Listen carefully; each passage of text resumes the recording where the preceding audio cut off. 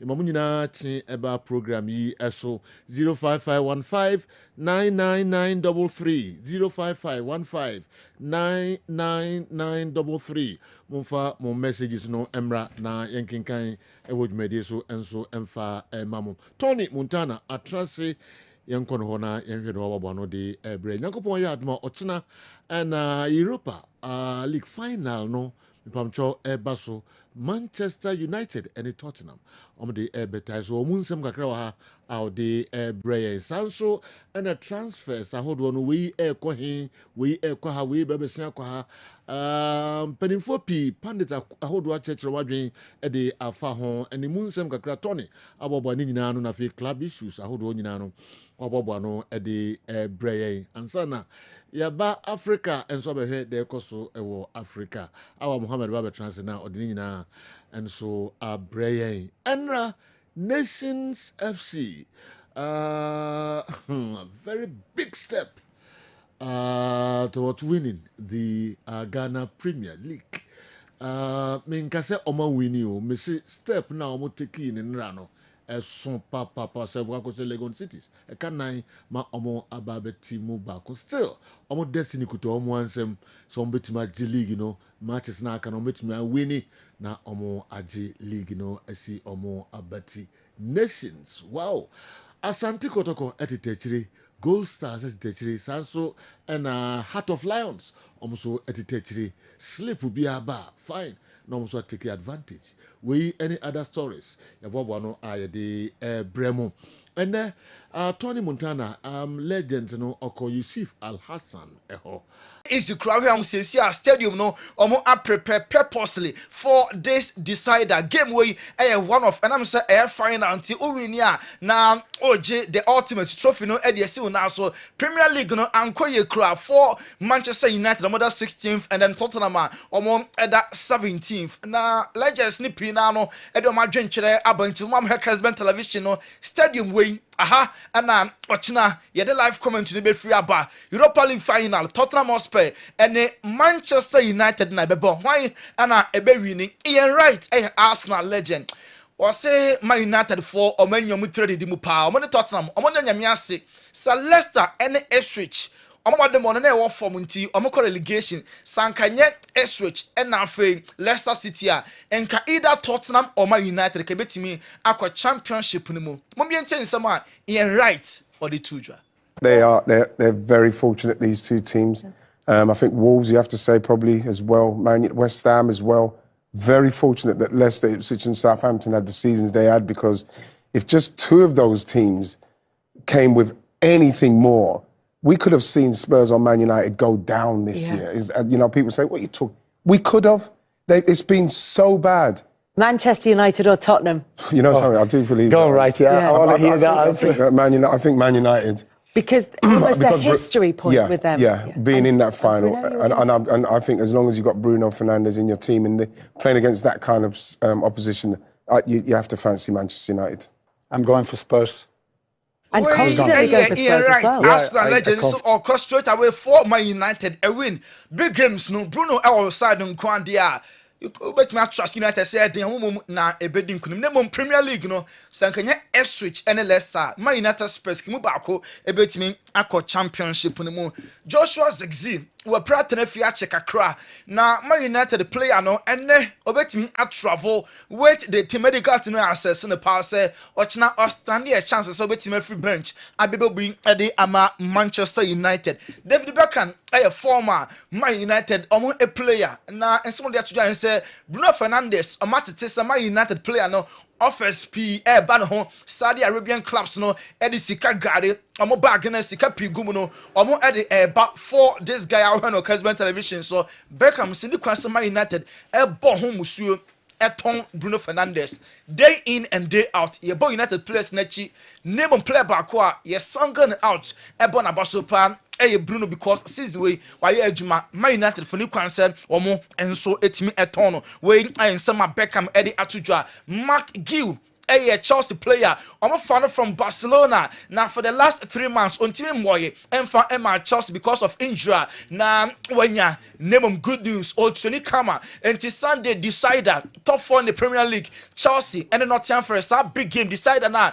Barcelona, McGill. Available betimi abo ede ama Chelsea against Nottingham Forest. During Timber, Arsenal defender no wapera e wan ankle. Arsenal for ateki a decision said surgery na omema during Timber akwakoye enti all is set omo a prepare grounds no say bon makoye surgery ne bom ye nim da crop here after surgery no ne ho beto na obetimi ababak ye bisa Jurapike say why any the best Brazilian na wabo edia no and also of course Neymar da Silva Junior or say Neymar ne talent no undisputed ne talent no unique na obi ehu Lamine Yamal de sa pepepe na Neymar na chase no na etie sa talent no intense enti ye pe Brazilian na ono Jurapike wabo etia na ofa bibi pa Neymar da Silva Junior Dembele Oko Ligue 1 French League no omo yinu say ono ene the best player ko fompo elta to no say oye Ballon d'Or await because say PSG edge Champions League na favorite omo betima je Ballon d'Or no Dembele eka ho o say onim say wadu ne pick dia name season we Oma ye juma pa a omo he so metimi age treble Champions gombe so omo de so na team ne na no eye adwumaden omo hu ni say omo nya nwie yo still na no also omo intimi improve because omo game against Inter no a difficult one and no Nsema Dembele ede atujwa Saudi Arabia aye nominations for player of the season na Cristiano Ronaldo di and so akwakopemu Al Nassr meant unqualify for Asia Champions League players every 4 player of the season you know Karim Benzema former Madrid captain no or a league winner with Al Ittihad or can be Cristiano Ronaldo ebo Emma Al Nassr trophy less there na so the modern team omo de na hyem Roger Ibanez ewo Christian Kwanka ono so edimu tintimai Al Dawasa ono so ewo mu the players every 4 a year player of the season ewo Saudi Arabia na Al Hilal Boboko no especially omo president Fahid Ben Nafel wanokasa flyer eba Italy obese o convince Simeone Inzaghi oni a coach ede Emma Bobo kan din ede Inter Milan enti over Inter Milan Boboko na season way enye bad kra league no mo ya lusu Champions League omo ebo finals Al Hilal for the yomani asia bre no omo se coach we or the Inter Milan ebeje Champions League after Champions League no they also e bia no why FIFA Club World Cup no Al Hilal for the GD pass a coach way na ede omo ebe konti right after winning the Champions League no be free Inter na joining Al Hilal FIFA Club World Cup no or the South Saudi club no na ebe ba sika omo ofa no more than 20 million euros a season and no Saudi for no kika mo sika no omo timi ede bibia Antonio Conte ono any prime target for Juventus Juve 4% omo efa Antonio Conte na next year obekochi omo na Antonio Conte free Napoli dia yet it is a Maximiliano Allegri former AC Milan manager no ono so ye lenkene sa obetimi akwakofa Napoli adjuane Antonio Conte enya Johnny Juva na Allegri so anjone Napoli omo enso club no anopa no ebeto just club ene AS Roma enya rich agreement next year club ekokochi Roma anopa ya club ni agent wabe di banke or say eyebosinimuka no krabia nim yetia yemu yasum nua because sa issue no a motor jakra club on agree so babe Roma omo a coach for next season flying fit and run and Man City who say ne package no so what na ni nyina no ebesombo around 300 million euros na eso too much enti omo pull out omo show interest bim say omo flying fit ama say Dominic ne club likely say omo ebetimi afa flying fit Carlo Ancelotti benin squad or the best first 2 games for Brazil and no next month na ewomu ne abeka players ni bi say coach no consider omo ye beka Anthony United player na Obolon Betis no anape yate say Oscar former Chelsea player no ɔkɔ back to Brazil ɔno nso betimi anya call up ana Chelsea player ɔmo ɛde ma Strasbourg or France the Andre Santos nso anya excellent season ɔno nso din enso edimu entintimai Carlo Ancelotti so no de ɔkɔ ɔbɛso Madrid boboko no nanso ɔka ne ye marking fan to or say Mbappe obey better in future Madrid enya player pa anti Kylian Mbappe so far Pichichi Goalkeeping or Spain or non ana LED Carlo Ancelotti say or a good addition and a Madrid for and so etimi aye Real Madrid actually can by next week there or maybe Trent Alexander-Arnold ni deal no on official league no ebe ende in the Premier League na me aduma weekend Sunday we are after Sunday game no Madrid by announcement officially Trent waba ababaye omo enso edia Luka Modric according to new coach Oba Madrid no Jabi Alonso opese o include Modric nti Modric obey so be ne chance obe free Madrid mo club ni mo enso akọ Florentino Perez opese oye a Galactico signing Madrid omo ye noted say omefa big name players last year Mbappe ebai omo timi signing bia top notch na oyema show Florentino Perez or consider so or the a Galactico ebeba wa wutie wa hwen ohwa a player ben na was Madrid for team esanu betimi the message aba na Sergio ni abedwafo enso ai hon djuma kama e de ma ochina wukuo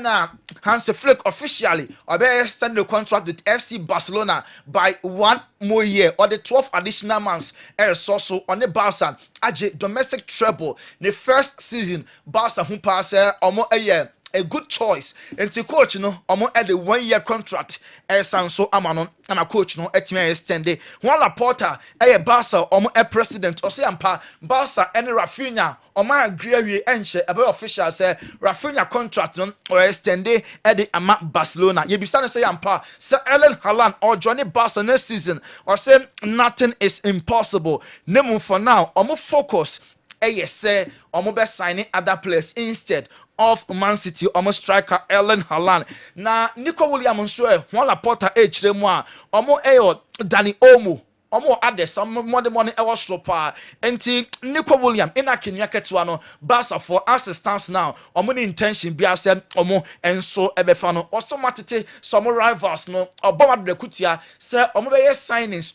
and into omo Barca for no omo so ntenda omo age domestic treble na so still on Barca for ebeye signings papa Ricardo Calafiori Arsenal defender he be sign as a player ben and oto abama no as the Ballon d'Or obe vote to the amano or say straight away Lamine Yamal Barca for darling boy no no and the vote ebeko head man himself Ballon d'Or no enso esse na ofata Chelsea consider Jorel Hatu ono ebo era divisie no na Chelsea din Harrison wa join Madrid ama Chelsea for a defender as defender we Hatu and Chelsea ni abra omo enso no Matheus Cunha wakan yes wakashi United say obebo and United officially must start and over 200 edin come na Jamie Carragher Man United ekwakofa Cunha no wakasa dia found say a good addition and United moment nsema Liverpool legend Jamie Carragher odi atuja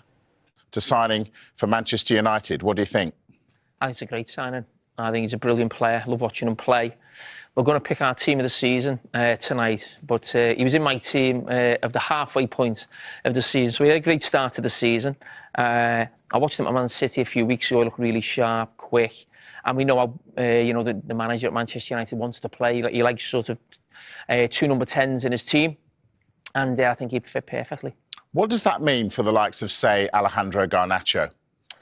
Jamie Carragher or United a great addition and omoye some of the Matheus Cunha eba wey eso an ejirani adan ho sima ye twan wa baka kra bi ye kwakọ fan krato from Banheba Hospital fasika ketua bi koje wayaresa no mpemo dwuma de e ba ana eche so mo enko na yenkotua mu kakra bi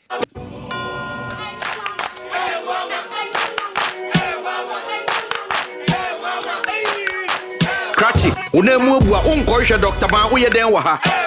Unye no mpemu ya de no wanko Dr. Ban jinse be. Laka.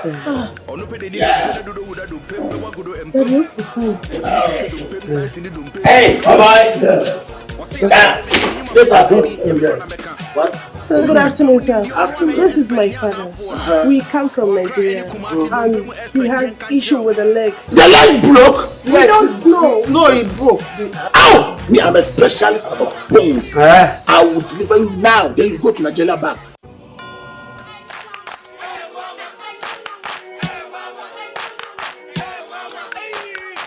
Cratchy, unemu bua unkoisha Dr. Ban uye den waha. Unye ndompe mu yade no wanko Dr. Ban dwin se befa. Onu pede ni ndompe ne dodo wuda ndompe mbe wagodo empem. Wotimi hwehwe ndompe santi ni ndompe wa bebo wunsem. Ose yade bebe de nyuma paso so ani nyame kra na beka. O ndompe mu nimdi onu ana ye expect nya zanfo no. O akra any kumasi ndompe mu expect yen kan kirew. Yes, sir. What are you doing? You are specializing when it comes to bone issues. What in Pefe say? You are not specialized in bone healing. Hey, you know that the man can someone called Dr. Bango. Then this guy's got one of me. Oh, but you know, look, you know, say Dr. Ban is the best when it comes to bone issues. Well, Doctor, who? Please, you came to look for Dr. Ban, isn't it? This is not the right place. Well, he brought us here. Listen to me. I am taking you to Dr. Ban.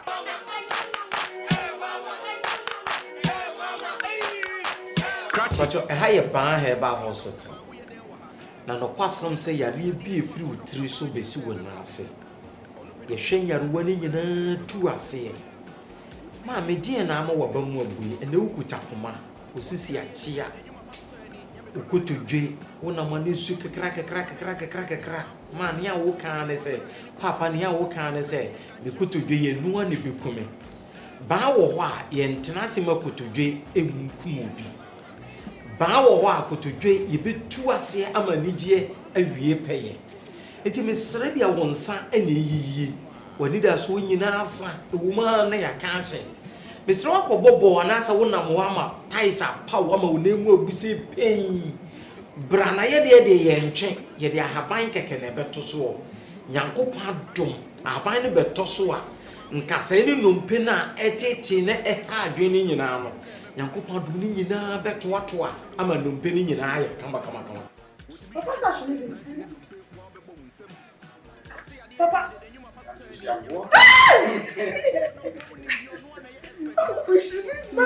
is working. No, don't hold it. Papa is working. Bar Herbal Hospital. Specialists in every kind of bone disease. Spinal cord, swelling of the arms, arthritis, bone injury, swelling of the leg with reddish color around it, and so on. Ediana eteti wo, ediana ama wo yura wo, ediana ama wo ni da so asa. Ba wo ho a, ani da so wo ho. Ba ye wo Accra ye wo Spintex Road 18 Junction. Kumase ye wo Atonsu Agogo Government Hospital na nimu a. Ye numbers yi na egu asi freye. Ade bi e kire wadwena na se ye wo bi eteti obi ano. Ye beboa ma nyaruo ni nyina ase atu ama nkunimde awie peye. Ma me emfa wo ne ba bi a wo free ba papa. No kwasam se ene wiase afana nyina ni Nigeria ne Ghana ha. Ene ba bi obi a wo ne bi fra brochire bi fri hen e pa ba so yeye. Enti ba bi a wo wo no panifo se adidie kwan nwa. Adidie kwan nwa. Ba bi a wo bia fo wani kire ba ya so yeye ha. Na wo ba ya so yeye ha. Sebio nyafe ne kwabrane ba betwe wo nan ne tenten bia maame. Papa ye de ahaban keke ena Nyankopon adom ye de beto so. Na numpene nkasa ni ba bi a cheche bia na ahaban betenetene ni nyina kama. Ba achamfo ba yarwena bejare. Ba Herbal Clinic. Hwehwe ye kira kwan wo Kumase. Atonso Agogo Hospital. Ampa achamfo ba yade nyina ebedwane ebedoma CP. Yenkonkofo cross biem. Jamie Carragher wamananso ho awo.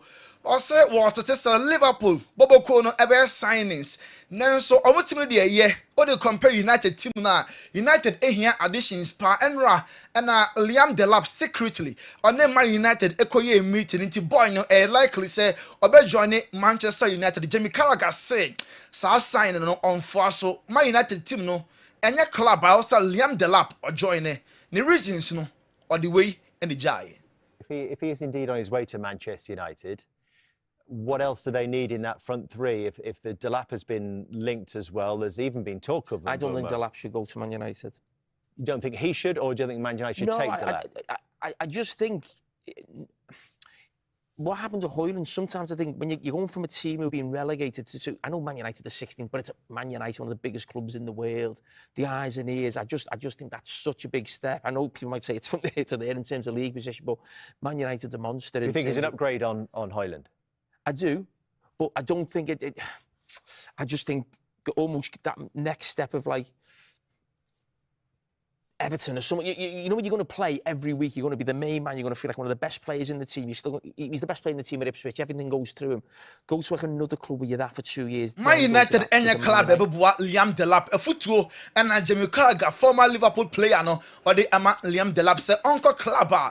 Buano week in week out so be enjoy more minutes. United team the okwa M1 Gary Neville so a similar name ono there as a ododo ho kakra. My United team no more fan new player bia player na ko no on fa bi papa bia nkoka ho. Gary Neville enso kasa mo nti no. If he comes, everyone will get behind him. He's a young player, but we've seen that, you know, United have been a very tough place to play over this last few years for a lot of very experienced players. So we're right to express caution in terms of what's happening at United, in terms of, you know, you need to be resilient, you need to be ready, you know, and I hope that he can go in there and get off to a good start and have a great career there if that's the move that happens. But we are right to think about the things that have happened to other players. You know, Højlund's coming at 70-odd million, Xerxes coming at 30-odd million. What's going to happen to them? Do they just leave? We saw Sancho come in, we've seen Anthony come in, you know, Rashford's going to leave. It's interesting, and there's a good knowledge of Delap. Gary Neville, and no, honestly, against Liam Delap joining Manchester United. Hey, club wabo pen now omo air striker, who took striker no for say United at this point the new cancer or Chrome Hasam. And Kayanim Dienka, a BCC pass and KBOB Johnny Kotoko, near Kotoko legend say club na all conon and wow growth.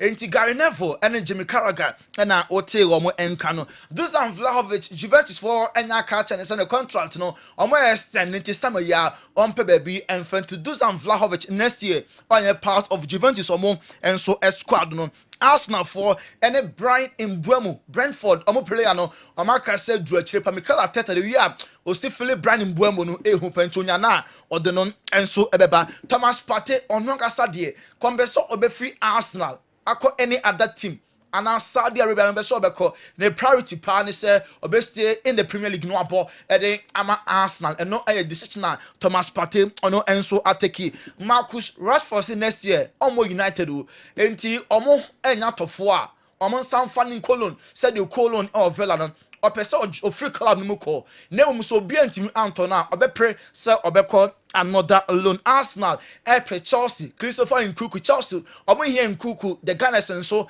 enya na omo pe Mikel Arteta say o see to the style of play no and it's Christopher Nkuku you baby baby Chelsea for pound no Arsenal for per se omo enso so ne mu twetwe Godfrey Roma call full cross on sem no okay maybe Maguzi Montana de Tony where we were Gurdi Ewiwa Gurdi wa ha na onya no ho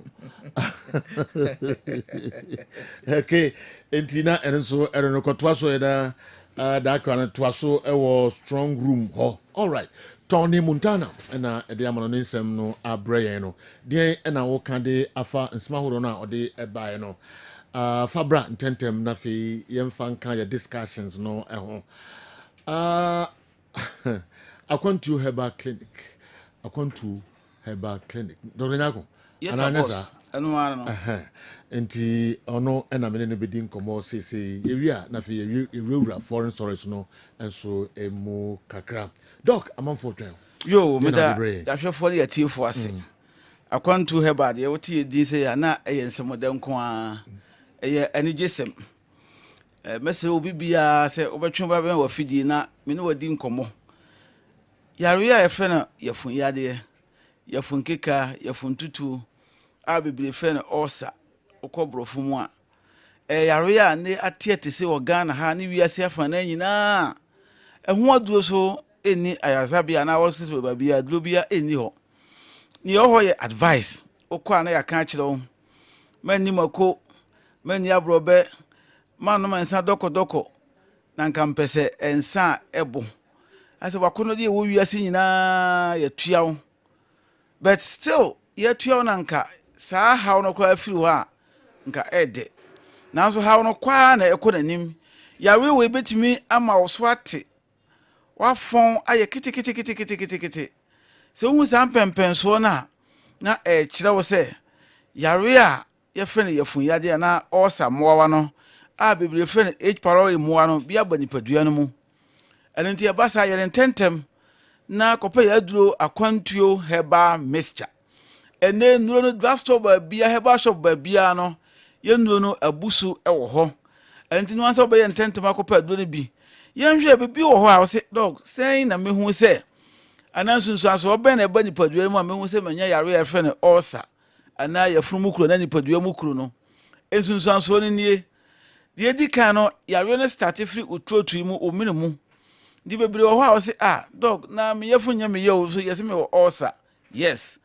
start free o minimu wo se o minimu be ye o hene na ho kekawo eba sa bo se bi amu ye wo ya onu mu nsuo kura na eye wo ya eba sa o pe nuro bi atafre ho a se bi a o minimu be ja be se kona nim no na ajai na asi wo bo a ewo ho a wo se asi wo bo kura na wo bo ye wo ya o mfe na wo mfe onofo ase na eye wo ya last stage no na aba wo yefunu mu wo se woni di ye kwa na wo yefunu ayekapu wa wo kon no aduane bia o te aduane bia kwa na pampan na wo bo efron enu achi no wo se nipadua na nkasa na wo ho enye wo yie woni di kakra bi na wa men na wo mu kakra bi so ekwa last stage na kakra bi so na komo edew wo se nsunsuanso na kire wo se yefunu mu kuro no ana nipadua mu kuro no ebi aba nipadua no mu ententem na wakope aduro efe no akwantuo heba mixture aduro ne abusu ukọ pharmacy bia eye gaya ebe wompatamu bia no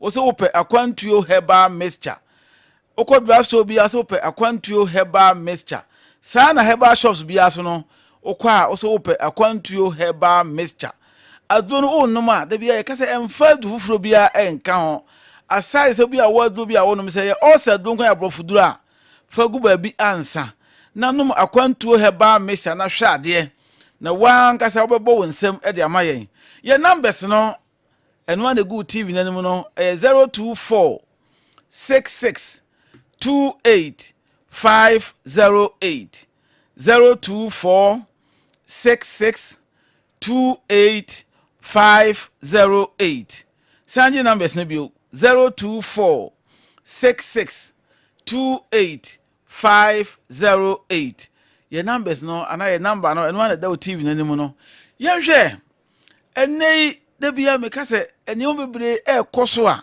ewo nipadua ni mu a yare efe ni kooko pulse ana hemorrhoid eni amoni bebre address kama nanso okwa otumi ze niema enkoye ewo nipadua ni mu ebi wo ahon abetua ne to ebi wo nso so a ne kokobo na okotoreti a epie ebi wo nso a okotoreti a moja nko a na firi mu ba ansa na toreti ne kwa atumi aba obi nso wo a ohun se bia ne be ma ho ana ne ba ho ana ne yefuru mu ana ne kon ho ana ne nim ana ne nikosua so ana ne nianchi koko nso ano afifi wo bebre asisisi ho wo sansu nsanso na eya duro ba akopɛ ana wote ewo wani so wo gra koma ewo wani so mesra kope ya du efe akwantuo ko mixture dino akwantuo ko mixture na kwa so pa akwantuo koko da bia me kasa duro we na bibidlo nka mu ko abona baso since 2021 up to date ya me no ekasai abaso body no obi anyi free ensem ya daswa elidi daswa edi hene ewo koko aduro ho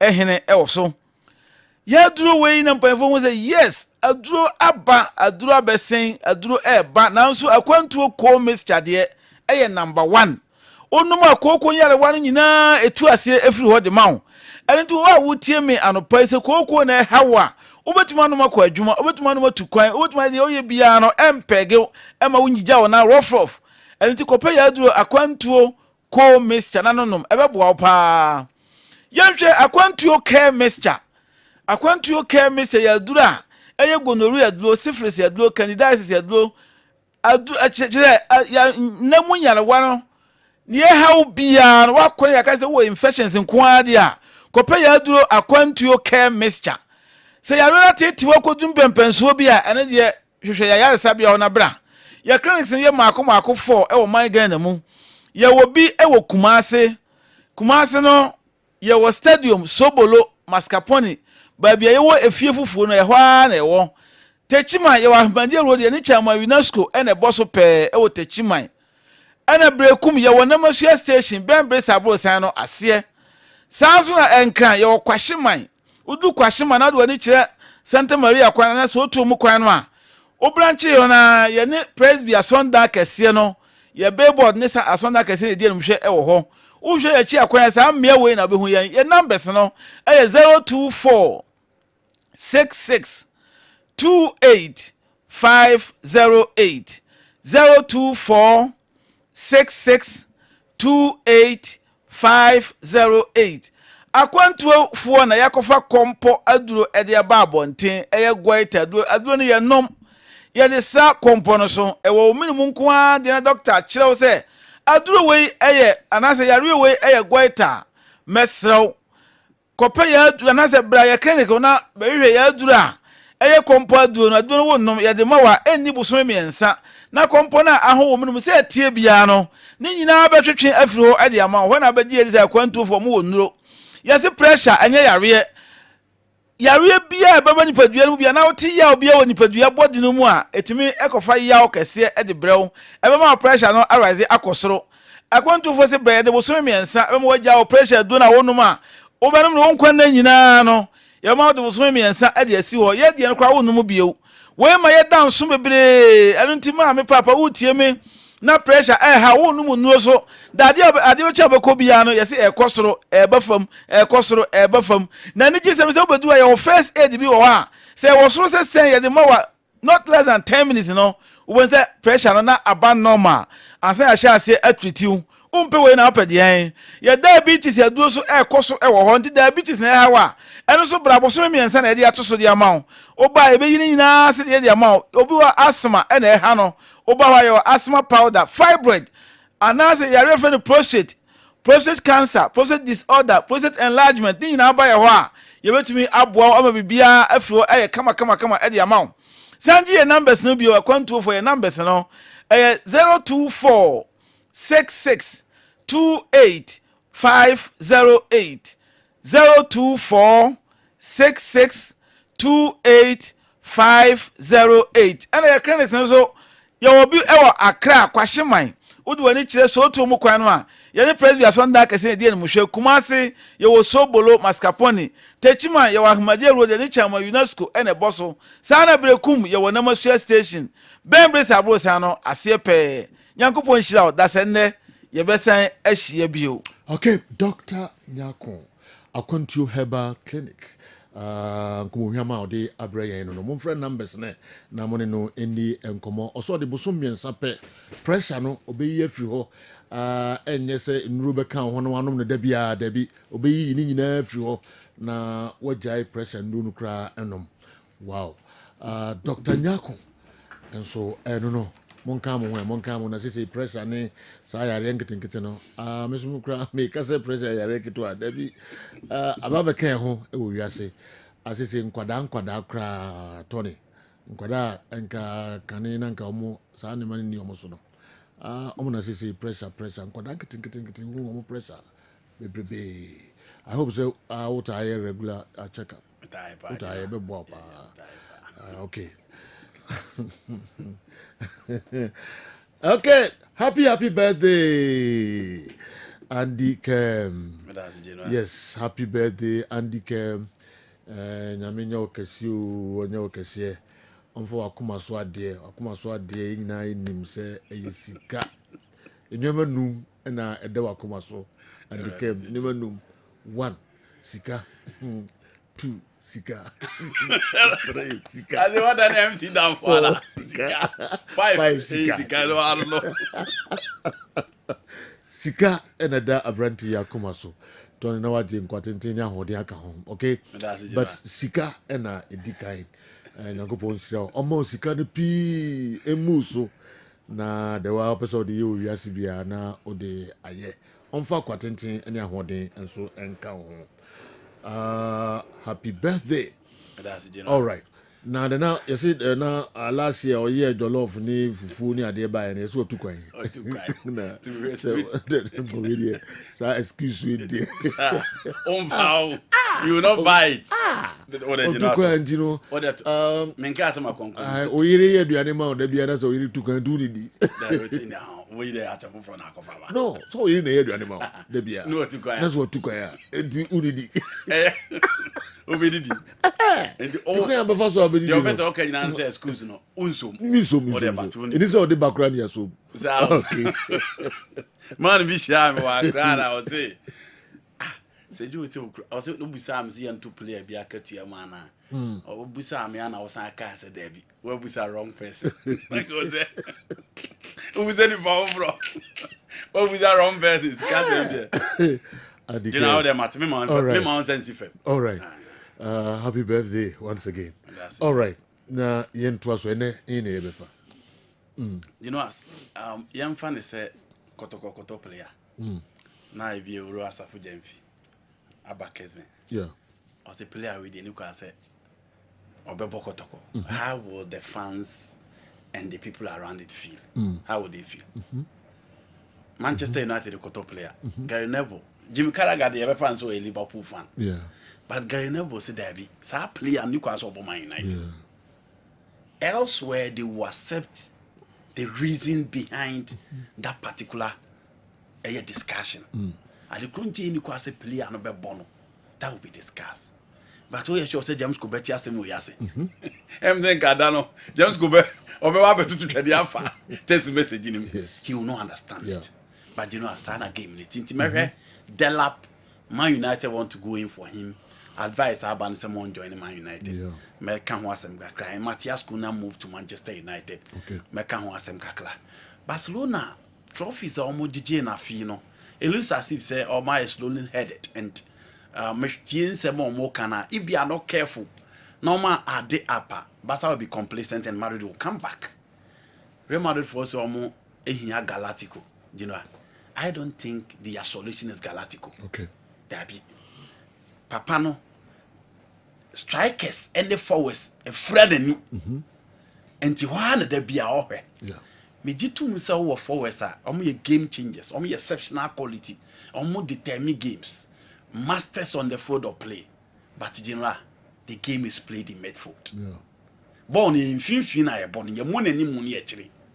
And the Fiorentino Perez, Finfina also, and I'll go back and explain why the BR strikers a team friendly. Okay. And you know, other transfer stories are making. All right, okay. This is the first time Carragher has said something positive about United. Josh, if you Hebron and Abre. Of who say Carragher comment in a positive. Say Delap Mama United. Not good. A positive towards the player, not United. Okay. Into we can positive towards United. I see. And do feel on any positive now towards whatever. Josh, you know, I can say. Maybe a Josh who say, or can say Mama United in Kofano. On say two things. There's a difference between my player and Mama United. Not a Mama United and Kofano. Yes. So who could position be to send me? And knowing the standard of Man United and what the fans want to achieve, the expectation and the demand of the team, the lap in your solution, in my opinion. And to say, oh yeah, Ujina baby to say the George Kanya because I do. Asem with the BR and I'm saying it for the last time. Share the big teams no show mu players ne omo born and banana de ma. Now, you go to Inter Milan, they have Lautaro Martinez. Okay. Real Madrid will kill Mbappe. Barcelona Robert Lewandowski. Bayern Munich Harry Kane. Okay. Manchester City Erling Haaland. Those are the big clubs. And it's a due timer. Coach in the casa when you say mo league agent. Imagine say Haaland about Chelsea now. Kasase no go back. Big boys around, you cannot say that because someone himself standard nini. Until also the be a hold on moko. But United anymore. A more meaning so people raise concerns so when I say Liverpool Diego Jota or probably Darwin Núñez. Me do too. But the Liverpool build up and the structure is centered around Mo Salah. And Mo Salah is phenomenal in the Premier League. Until the moment he's around, the system changes. So do Liverpool kofa and number 9 is a striker sama ball mudin in aba Liverpool. The Salah goes ne so better. Yeah. Until United needs a proper number 9. They need an experienced and a top quality number 9, not any center forward.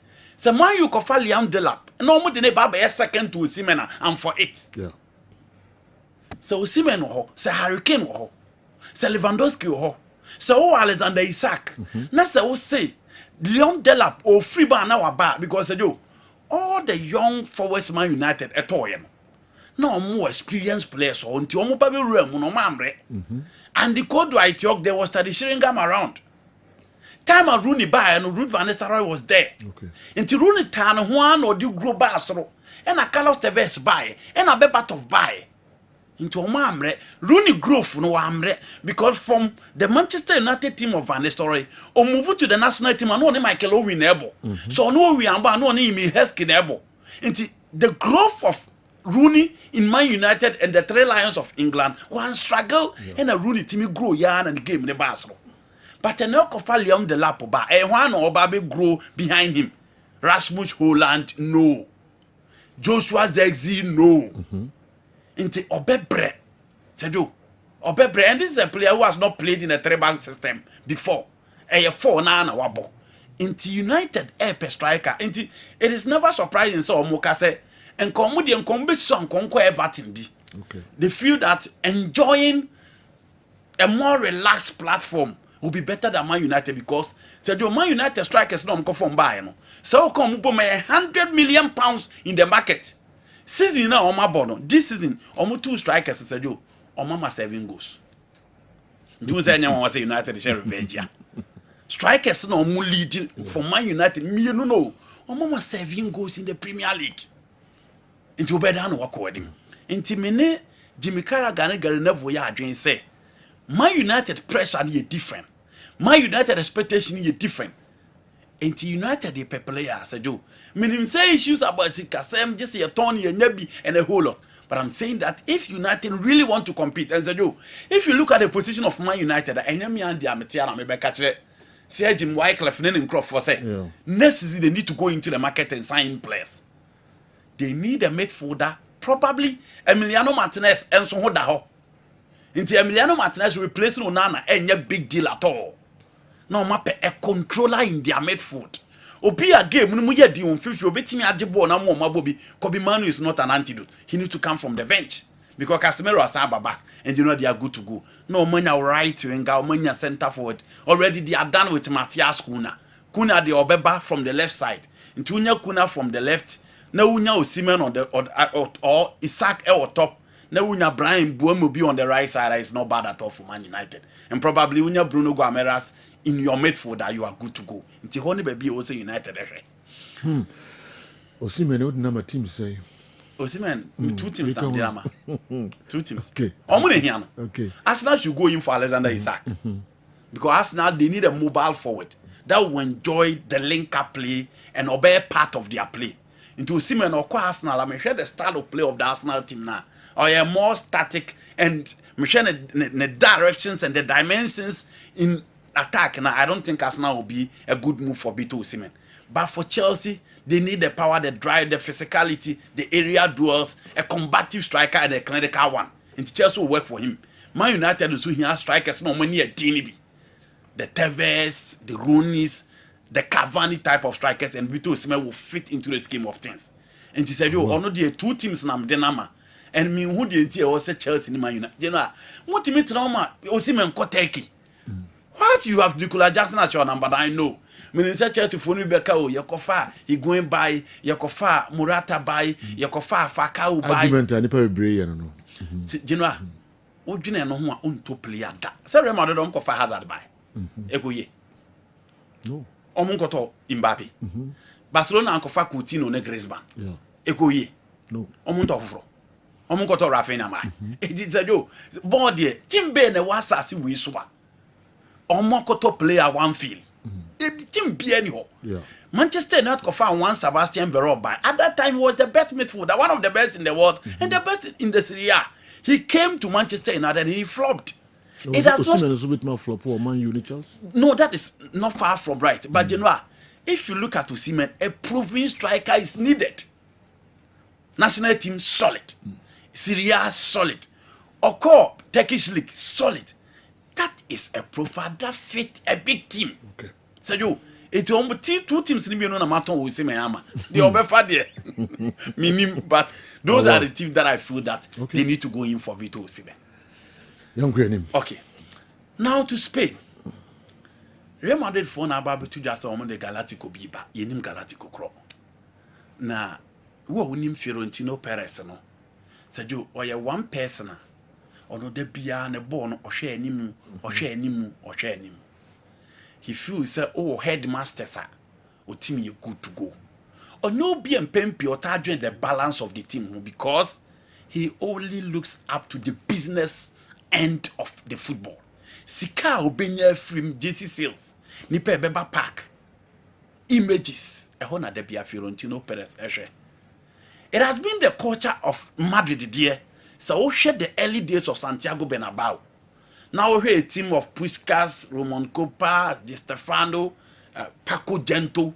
The Babesi Juanito mo time no Pedrak Mayatovic, Raul, Fernando Morientes, Raul again, Ronaldo, Beckham, Figo. Who say forwards Rihanna no. But Fiorentino Perez, apart from being successful or the most successful president probably on earth, you know, game no ntia sili bebree animu. But game ni animu kwa ne bobo. Obey the president of Real Madrid, the first player our Pamon from Real Madrid. Branty Fernando Redondo. Okay. Or Argentina ni na no bomb for the Real Madrid. Abro mo winning the Champions League. The then Amsterdam Arena no. Pamon. Why? Because before the election, I'm babe to abano. And Redondo cost support to president and all horse at time. And you know a player to say this is your way. Ne be a Fiorentino Perez ko. Ne different president in so babe pabano and on ne pray. Na be a Jude Bellingham akọ support to our president no. The president ne ba ya Fiorentino Perez ba ya no ja Redondo kwan na Redondo ko Italy. A bit further. Ba onya Claude Makelele be shame. At the time on the Champions League of France against Valencia 3-0 no, the midfield was balanced. Time on the Champions League or Glasgow the Hampden Park, Zinedine Zidane and Raul goes against Bayern of Leverkusen, the midfield was balanced. A channel said derby or the Zidane aba. If you know, be here a bit flamboyant midfield. You know, Jack Claude Makelele and a Makelele call Chelsea. Said you, it took Real Madrid 12 good seasons, not Champions League or Montimini. After the exit of Claude Makelele. Why? Because the team was full of attackers. Beckham ni, Figo ni, Raul ni, Ronaldo ni, Zidane ni. The only team in the structure na to say the Ancelotti used on this season. Inti Madrid for ne press wa be una Lyon you omo pra na Lyon akoyi omo ni Monaco was a total embarrassment. Their team was in total disarray. Ekonya Monaco di omo fa so time Monaco ko akobo Champions League final no omo enru ba bia hwe Arsenal for history no omo di omo ye abro mbe show omo 1-0 at the Santiago Bernabeu eko ball 0-0 ewo Arsenal home at that time omo ntimi achi worry. Down later Mourinho came. Mourinho ba na o chance yes no eni mu ne ye but ono no you need the balance in midfield. Into the bia Mourinho say Dr. Massimo Moratti busa ne say omo je Champions League at players be no onyo betimi ade Champions League na obobo di ne man o wi ya no de Champions League man. So Mourinho de Casemiro ko loan o san de ne buy. Luka Modric, you know, Sami Khedira at a point he Brent Michael Essien into na Mourinho shame fin. Opie hu say Wanderers Zimbego, Ben Schuster, Fabio Capello coach is no mobile no baby afi Mourinho o mantimi anuru no na Mourinho tra hon kakra afi na madu de back quarter semis near you o mafrim and Mourinho koye. Then Carlo came, settled the midfield very well. Onya Cruz Ebabeka ho Luka Modric Casemiro and that settled everything in Real Madrid. And they do o my successful adi o ma baby sine. But after the exit of Casemiro, Real Madrid and replacing Casemiro. Chouameni have anything that is closer to Casemiro. Onibi. Chouameni nibi. But eventually they had an experienced manager in Europe. And he was able to manage everything. So Joe Madrid bo buku ye da wo sisi se wo pe player anya animu. A chile for ni hia backups. Na wo hia backups na e bana because the host na ba Alvaro Carrera beba, Trent Alexander-Arnold beba, obviously. So all teams being equal, these are players are likely some bare backups. But in their midfield, they are missing one piece in their midfield. They are missing Toni Kroos in their midfield. And you know, when you have a midfielder that ties the attack, that ties the defense, you are good to go. Until when you are a controller, a playmaker in the central zone of the field, a honey baby, Real Madrid here. They don't need a Galactico because they have Rodrigo, they have Kylian Mbappe, and they have Vinicius Junior. They have Jude Bellingham behind. Until when he will be a centrally, or bet you board and more Bobby and say, "Oh, midfield the Gua, Ultima Gu." It is the reason why Pep Guardiola is struggling. Why is Pep in the market for central midfielders? And a Pep will pay Tijani Rendes. Finally, when you are for the move for Abrantia friend Florent Viss, said there be Sikana Abrantia and a penal. £300,000 a week they are not ready to pay. And it's likely Abrantia and Beko Bayern Munich. Until when you but Pep or the Nico Gonzalez Abba, Rodri will be back, or Petijani Rendes. Why? He want to build a new midfield because it was Fernandinho, David Silva, Kevin De Bruyne. Fernandinho called David Silva, called Obedian Rodrigo Hernandez Cascante, or Bebo, Bernardo Silva, and or the Kogondogan Becca Kevin De Bruyne Becca. You know, that was the strength of the Manchester City team. And Bernardo Silva, Emre, KDB is saying goodbye. Iko Gundogan, I don't think he will be an integral member to the setup next season. Akoka Rodri Nkwa. So you need a new midfield. Barcelona is all over the place because of their midfield. Until Real Madrid needs a controller in their midfield, and a honey baby also Fiorentino Perez. Now, all right. Mami memfa kakra bi entwem na yentoaso enso ewo. All right. We say the Galactico Real Madrid will be buying a midfielder, Enzo Fernandez from Chelsea. BM and anyway, but what is bizarre? Enzo Fernandez. I'm expressing interest in. Na say Enzo onye Galactico. Enzo onye Galactico. Adintra. Unruho. Yes, unruho. Ne bone de oduro na say chomenu mu mu ntimi Enzo mobo. But Galactico. You know, Enzo ni pass na beto atoni jezi. Enzo oba ni pass na bepu abehwe no. So it depends on club or bon. Dabi. Oya star. Okay. O ko ba bia elevate you stardom no. Ko club bi bro club bi so. Imagine no. Enzo Fernandez there. Oba Chelsea there no why o Galactico. Okay. Oba Chelsea there no why. Oba the best player for Chelsea da. But bia na Chelsea na dey be Galactico na mom Argentina. Dabi. National team, national team na do Galactico. O prove wo team. Now prove in your national team. Now you mention among the best in the game. That is where you become Galactico. Baby, I will not tell the current hour. The Oyen or Benfica no about Chelsea no abesa. But at the point you people said we should have been sacking him and bench him. Yeah. I feel when a good season. Yeah. Enzo no be oba I say among for be bua for the jersey so he's not that type. Ni image say you know Enzo money image right because I said into Enzo oh he's a good player. He's a type of a player Madrid need. Because oh here on midfield now. Omo pe Ederson of Atlanta. Omo pe Enzo Fernandez. And then McAllister Bem. But McAllister comes in with a different profile. I feel McAllister is just like Jude or probably Federico Valverde. But when he will be Obama control, Enzo will give it that. But you know, Enzo Fernandez is not Galactico. Okay. Mamin Fanny What Scientific Herbal Clinic in Kratoka Krebi Emraiba. Nafi what was the Amai. Ni what?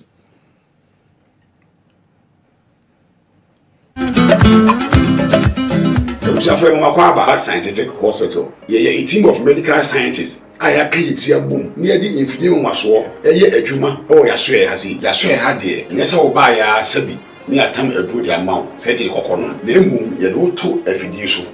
The Mephidium Mushum, the medium at the potier, the Yadenebreo, Nesamium in Ya, Yarene do in the piano so. The better what Yariasi, what the editing said.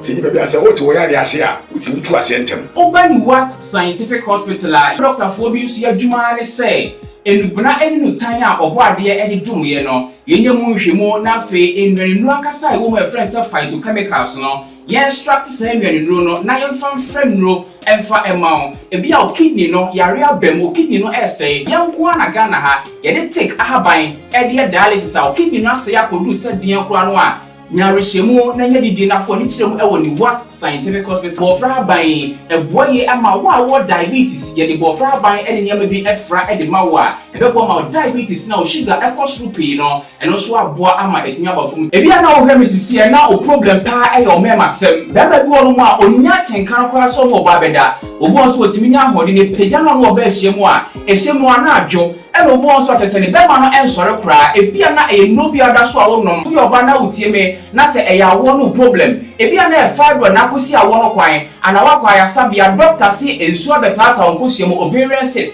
ana se fallopian tube no e na block ye obebu okura wo sebu ensisi so ni nyina timi sinyi se wo kwan be ma bia na hunso e na wo form nkwawan e wo form low sperm count na wo okura be ba be ne hunso mo no na e mo no be friends spermatozoa no ba kokura we nyina e ha esi awo ho kwan a obani what scientific hospital a enfidi e de ehwe be da di amye wo se problem bi wo no mo a ne atimi ehu aduro na afi aduane e be kira mo adi pressure ti amo akoma bo periperi asem kura si ofi etimi mo amane obi so hweme na ne bia stroke akawa to mpamo ye kwa wo ye ba wo so ntimi o kasa na pampan boni bi akire ye freno halitosis yade ba ko a ya no wan obi opewase obetimi akade akire wo a ade be di unya o kasa bia no obi atwene hwene o koda na nyimre o da o jonso antente be papa mo mpanifo no e free 40 50 60 years e ko animo no o prostate na ekese prostate enlargement e ba sa o da o jonso antente mo jonso be bransa na ade ache e mane nka achi emye nkofa catheter ahoma nkoto ba memo abusuafo bi ebere nti manya adaje amoya didi a nyadidie seni what scientific hospital Ghana ha de o pa ya sabe ya dia ba fim die fidie e de twe enubena ena afa hode ni efra haba mu e de saw ya de ma wo a na eyeni what scientific hospital yi wo Kumase atonsu Monaco junction ya Dansura bank no ene bi eni mhwe enkran so ye ma 7 ye ben Janet Corner dan no 0244 087687. In case you are watching us from any part of the world, whether you are in any African country or you are watching us from Europe, you can contact us on WhatsApp +233 244 087687 or on Google Map. Just type Niwat Scientific Hospital and you'll be given the exact location. Niwat Scientific Hospital. Nyanko Pwanda Rumenti Wamoto Edema.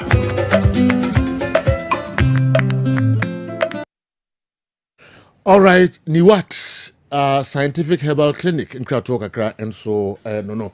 Mami Saimra back nafi Andy. Yenche dode twasuka krabi nafi yaba local stories no. So after Hansi Flick sign him at Barcelona no. Now we the Javia ye. Ene enema Barcelona akomwa.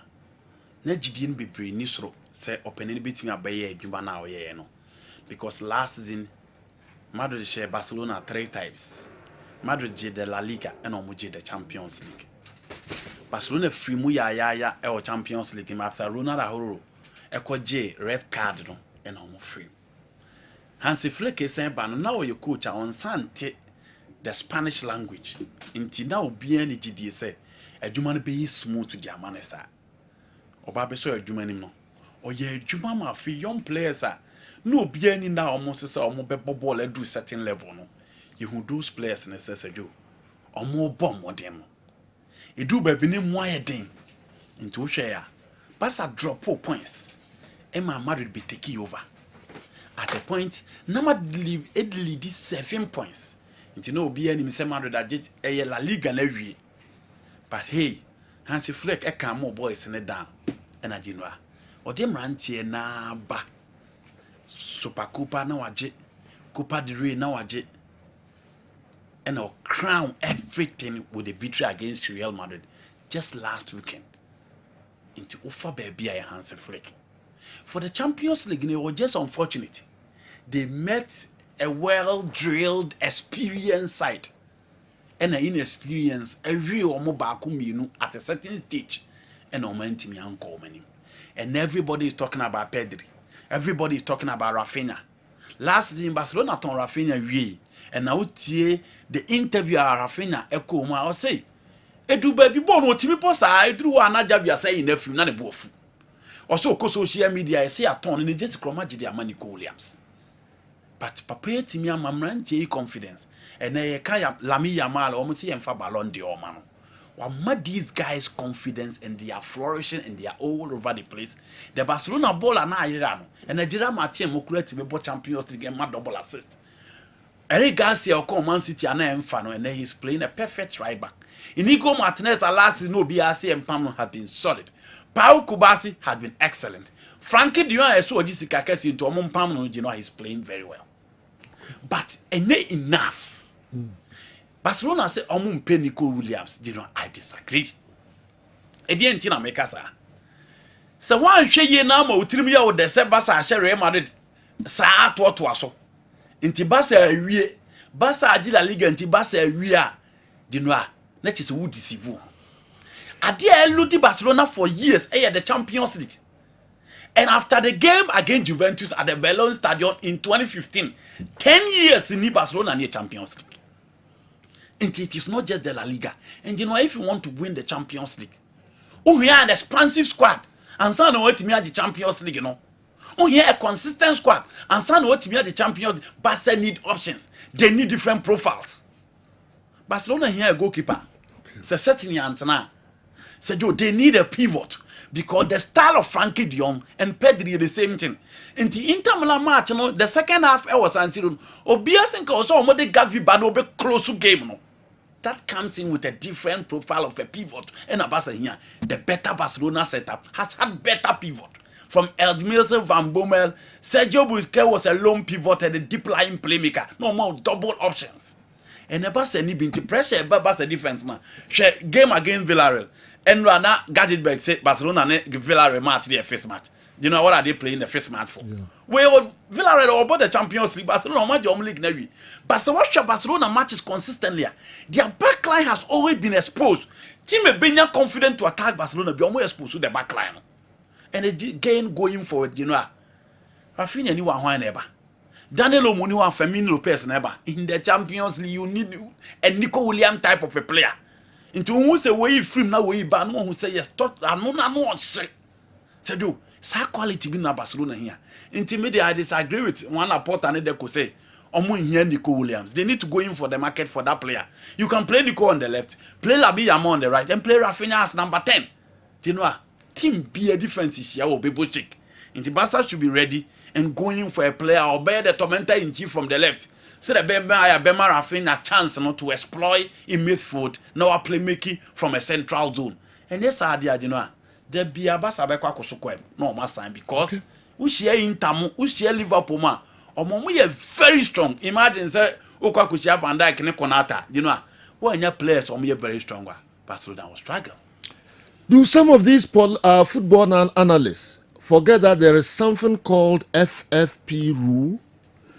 Clubs can't spend anyhow these days, and that's why even Real Madrid are now targeting free transfer players. I wonder why people link expensive players like Haaland with Barcelona, who are not in good financial standing. Haaland is taking over 500K a week at Man City. There are some players certain clubs can't afford because of the FFP rule, and the clubs will consider the FFP when recommending players to teams. Kofi, Edwi Ifri Kaswa, broadcasting players now team Ben no more FFP to play an intimate. All right. As my mechanic, I agree. Who extended me between I mean Casa and Holland and Copa Barcelona and Macasa. Okay. Casa. The players I make and I only spoke about Nico Williams. And I'm Sebastian Anko. Manchester United and Casa or Muntimin Toby to because of the FFP. I don't think Chelsea. Now you know Chelsea. I don't think Chelsea are saying that. And yet all teams. Okay. Me hate team no my player or be fit into the place and I recommend they say we omunya and said you I don't think any of the players that I recommended teams need enough money to pay. Our Mohammed. Sadio. Niani mukakra. Na fi all the details no abrain later. Yeah, Baba Tuja say player wa kwada Stefan Azizki. Azizki. Yes. Ko. Ko Morocco. Yeah, money Seju. Yes. Robani kwa na. Na say definitely say so de ko. Omunya abadi vri ni se. So Seju akoba ne say SSC ko nti Seju akoba ibehim. Okay. Ama Diallo say ochina final no opese obe third time lucky. Because we about we participating in 2 Europa League finals. Seju ni nyina we lose. Okay. So Ochina Man United against Tottenham Hotspur. Opeso your third time lucky this time around. All right. Now Seju Koba. We need others. Awal de bebre. Mra ya dan ho kakra aba me ne Ochia Heba enso bedi nkomo kakra na fi Awal Mohammed ezini de no aba beto so amayen. And then local discussions on he na yede ebeko ye wonsempi aye ne mo batwetwe ho enkomo enra Nations FC akọ dinkunim ewo masa wo hwebo me pa chan me wo yeso hwe pa enra Nations ni wane boy me pa chan nation omuni what do you call team we was it Legon Cities? Why are they? Legon Cities. Why are they? We have Bodi Bochi. I said, do not play at the Bob Yenua Miniature. Okay. Last now we are some never to said, "Ooh, Rahab, the Bible test." Oh, why are they? Why are they? All right. Let's just add the Ochia home commode Bray. Enabutre na yintino nti owia na fi yede de aka nyina enso abremo ejane siwa wa na obeba. All right. Seju mame na wase na menchia Ghana fo ani wiase afana obi biara na fidi da Kessben so wo hwe Facebook live so wo ti radio so wo hwe television na yankanchu mu se awrade nhira mu wo kwan a wo mafa so adi Divine Hope Herbal Center ye dry friend Ochia Herbal Pada no atum na ansa mekoso no ene me boss say menchia ye sister bi e wo Kenya ase Mandy's Kitchen enra fufu bi kodi ene na enye fufu kitwa na me onhira ne bebre Mandy's Kitchen Kenya ase ye chiawo bebre Sejo enei yade enti amanipa bebre atobaha yade enti de nipa pese wo moye no omuntimi nye eno na Divine Hope Herbal Center yatena si team of doctors na yaka bom na yatetin haban ni nubra ni nyunsini ni yakeka bom dia ya pada nwanwaso a yato din se Ochia Herbal Powder na sede Ghana fo ma ene mmarima agi aduroi atum no ebro adwene ne ntiase so fi se adanse a efiri yaso ye eba no odwene ho a ontiase orofo se wusisi pa ene ye wo ya sisie no adwonku asuga oje ho a enye de a wosia Ochia Herbal Powder ho de ya menim aduru a okwa akonom nti sisiya de pa na abetena wo so ache wonunum nuro na woje ho a enye de a me kamfo Ochia Herbal Powder e de amawo da bia yesema ye kan se wo ye bema na sisiya de ebetena wo so cha efrimfie mienu kono na sisiye no mu ayemre no na afi ema no ama guy name Mr 2 minutes bemben sisiya de na abetena wo so de akohwehwe Ochia Herbal Powder orofo ye numbers no ene gu screen no ani no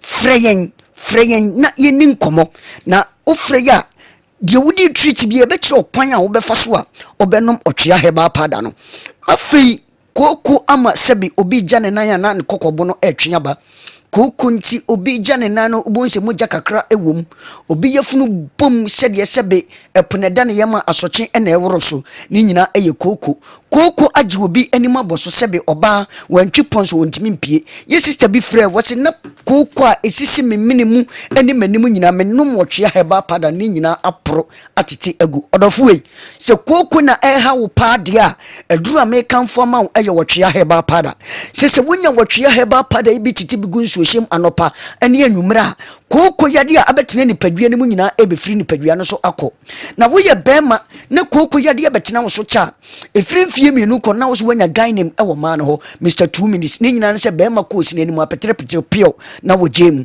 orofo se koko na ha wo de eduru a me kamfama eye Ochia Herbal powder afi obi akɔkyekyere ne nsa me aka kyerɛ ne sɛ ne BP no ɛkɔsoro ɔrɔfo sɛ wo BP no ɛkɔsoro pressure yadeɛ ɛne tewo so na wogye wo ho anye maame adwuma nipa yɛ yɛnte brɛ no wode sisi a woyɛ ya no wate brɛ wokɔ ha ne ha yaji sɛ wopɛ baabi gyina afiri sɛ akoma ne bokinkim wo ho mete wakoma no ɛte ɔrɔfo yi sɛ pressure pa ɛne tewo so deɛ a wosan wɔtwea herbal powder ho deɛ a na menim aduru a wokɔ akɔnom sɛ pressure atena wo so akyɛ na wogye wo ho a ɛnyɛ deɛ wɔhwehwɛ ɔtwea herbal powder na wonya bi titi bi gu nsuohyiem na wobobɔ anɔpa ne anwummerɛ no ɔrɔfoɔ pressure yade a abɛtena wo so no wo pressure no ɛbɛba normal na woagyina brane sɛ ɔbaa anaa bɛrima na bia deɛ yɛka ne sɛ woyɛ ɔbaa na pressure yadeɛ bɛtena wo so kyaa ɔrɔfoɔ ɛma wate nka no ɛte kɔ ɛno na meka kyerɛ wo sɛ ɛma wate nka no ɛnte nkɔ ansa ɔrɔfoɔ kɔhwehwɛ ɔtwea herbal powder na wate nka ateɛ kɔ no nyinaa wotete bi gu nsuohyiem na ɔnom a wate nka no bɛsia aba bio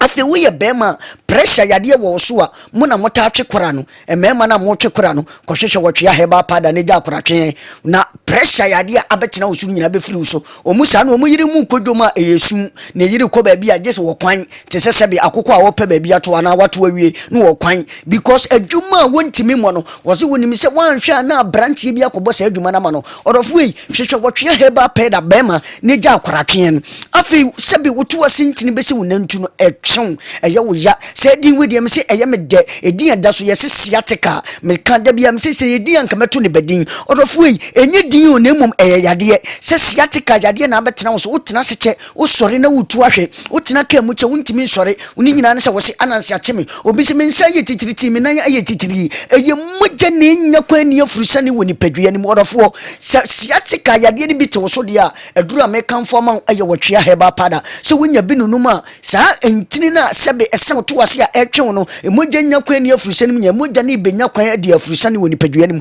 na wagina brane sɛ ɔba anaa bɛrima afei bɛrima sɛbe wokɔ adwaeɛ wowrɔ ho a na wobɔ bena ne nyinaa ne sɛ wo bɛrima no a ɛsɛn w'anim no ayɛ ketekete afon atwea kom ayɛ lengelenge ayɛ sikrenon ayɛ sɛ straw mese bɛrima ne deɛ ma ne yɛ ɛma wo yɛ bɛrima no ɛne deɛ ɛsɛn w'anim no ɛne sɛbe wobɔtom na atwea kom a afon ayɛ ketekete wo bɛrima wo mfie bɛaduanan nanso wo ne wo ba wo mfie nan deɛ yɛ pɛ wo bɛrima kora wo mpɛ ne ma ɛde yɛ den ɔrɔfoɔ so wahu nsunsuan so bi yɛte saa bɛrima yi ɛduru a mekamfo ma yɛ wɔtwea herbal powder na ɛtwea ba no wo nom a ɛtwetwea ba no na afei ɛsɛ ma wo extra energy sɛ bɛrima na wokɔ sini anim a watumi apem sɛ bɛrima ɛduru wo nom no na ɛma wo energy soronkomi so ɔba wo anaa bɛrima na wagyina brane ɔdɔfo yi woso meka sɛ bia wo dwonso a wokyem kakra ansa na dwonso no aba obi dwonso no wo nso ɔbɔ bena wɔteateam because dwonso no ntimi mma ye ne nyina ne sɛ dwonso twa no ɛho aka wo nso ɔdwonso no ɔdwonso a ne bia kam ɔdɔfo sɛ wohu nsunsuan so bi a ɛte sɛ ya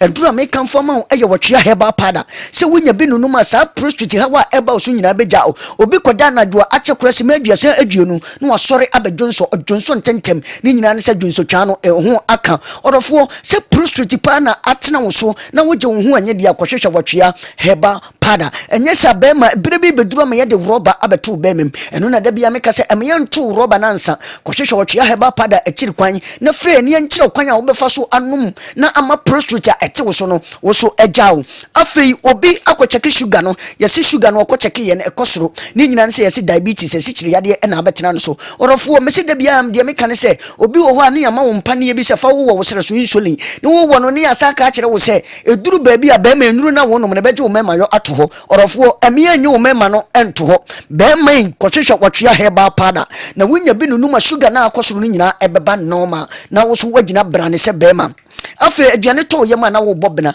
wo sa deɛ da bia meka sɛ mɛto nkyia because me na meyɛ once a victim wo sa deɛ sɛ ɛhaw wo yɛfunu na ayɛ kurobo ano na ɛdwe wogye wo ho anye obi deɛ si n'akyi kasɛɛ no mu ɔgye ne ho anye bɛrima anaa ɔbaa aduru a meka mfa ma yɛ wɔtwea herbal powder wonya bi titi bi gu nsuohyɛ mboba a saa wo sa yadeɛ a bɛtena wo so no nyinaa ɛbɛfiri nipadua no mu na wo so woanya ahoɔden obi wɔ aduane toma no wɔbɔ bena aduane ntoma no wɔbɔ bena sɛ wonya wɔtwea herbal powder na wo nonum bia maame ekura aba wo yɛfunu no mu nyinaa ɛba abɛgya wo enuro yi yasoɛ kɛseɛ no ɛwɔ Kumasi ha makro abusuakuru wa junction ɛhɔ na asoɛyɛ kɛseɛ no ɛwɔ Kumasi ha ana Ghana ha deɛ baabi bia yɛ to nuro sɛ drug store ana sɛ herbal shop biara wobɔ wuram na wo so hwehwɛ wɔtwea herbal powder wobɛnya bi atɔ aduro ɛyɛ 10 Ghana cedi baako ɛyɛ 10 Ghana cedi ekosi 12 cedis e depending location no box no ɛhyɛ mu mako aduonu which is 50 ɛyɛ 500 Ghana cedis ɔdɔfoɔ frɛ yɛn na wo so yɛmfa bi mmerɛ wo ɔtwea herbal pada wobɛnya bi atɔ wɔ takorade AA mensa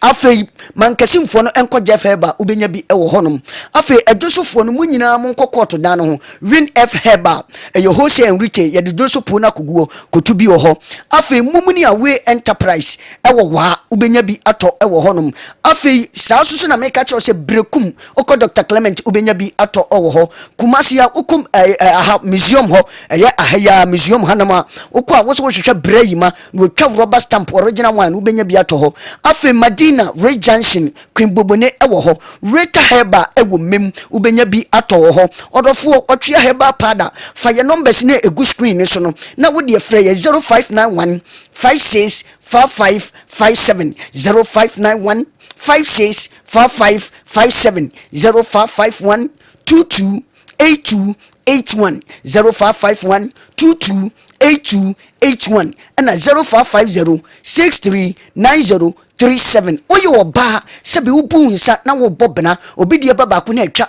obidie ba mienu na atwa obidie banana sebi na yase ewe no se menkoya ba obidie ba tuntuntuntum won se sebi nsuo bi gugu na nsuo ne free ahemfie ho ba na eluku pleasant obai adura me kan fama yo wotwe heba pada se fibroid na beto ye moje wo ho a enye obi mensese makura okoye family plan okoyi ye no afi mensese ne emabie obi awo awie wo wie ye no afi ne mensese no emabie bemfie mienu miensani odofo musa no monkɔhwehwɛ wɔtwea heba pada na wonya bia frɛ yɛ ne yɛmfa ki bi nka wo ne yɛnkyerɛ kwa bɛfa so wanom na wo so gyina brane sɛ ɔbaa afei wobɛnso Kumasi empatam ha ene Ghana empatam yɛ mrantie no epia bi nam kurom Kenya ase ne empatam ha Keti ha ne empatam ɛyɛ no abia ɛyɛ Divine Hope Herbal Center wobɛnso yɛ jingle no da so maame wo denwom no na ɛda so a ɛbɔ ɛyɛ wɔtwea heba pada wosia tobi na yɛ no a ɛnya du fufuro bia na da bia de ɛka ne sɛ bɛma deɛ unu obɛdi ahyiamu wɔ mpem a ɔbaa bi akuta 7 gate na no na wo yɛ bɛma na wobie first gate wobie second gate bie third gate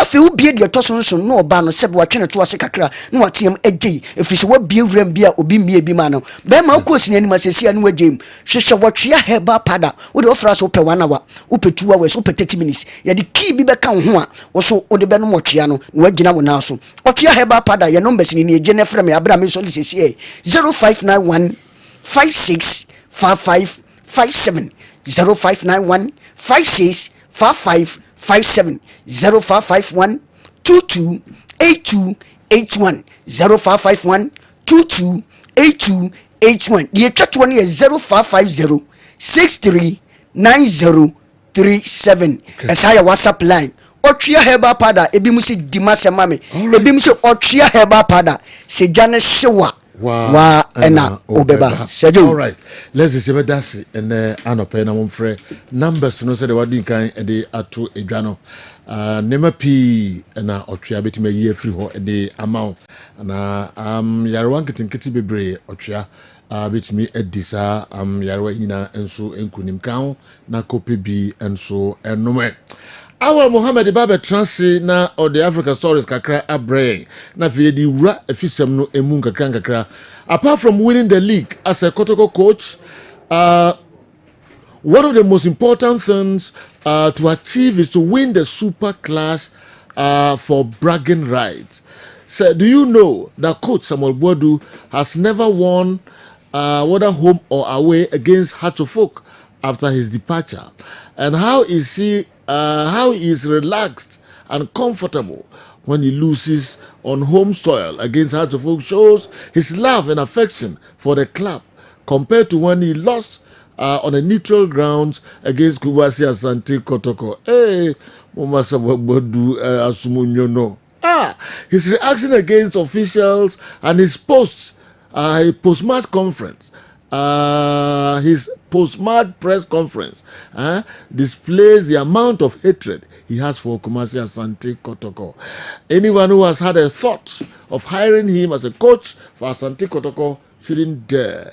Obi Ntonsa Inshira Nibusu for justice with way every mampon Asem Health Center in a day abroad. Munse media ano esh batubende obia wakwan so the church na dwen yeni friends asimbia wo provided say only di ni pakro no attempt there any problem Usi coach Samabodu Ompe Kotoko. Wow. Oshe Hatsufuka. Ne press post match no press conference obey no. Ninsam ni nyina chese enha no kra. Na Kotoko Shenwa asema oka after post match no chese udwa Kotoko. Wow. All right. Obia ona dwinchire. He de emse obia na. Awa. Yeah. Obia. Okay. Opinions, you know, say I like gnosis. All right. Intina and also I don't know. Awa, young message na my dream say just honest, this message in the jam school. Justice, Mampo Sam Health Center. Na my dream say jam school. Debbie, Ujafu, or you ever see ya. Yen Twasu.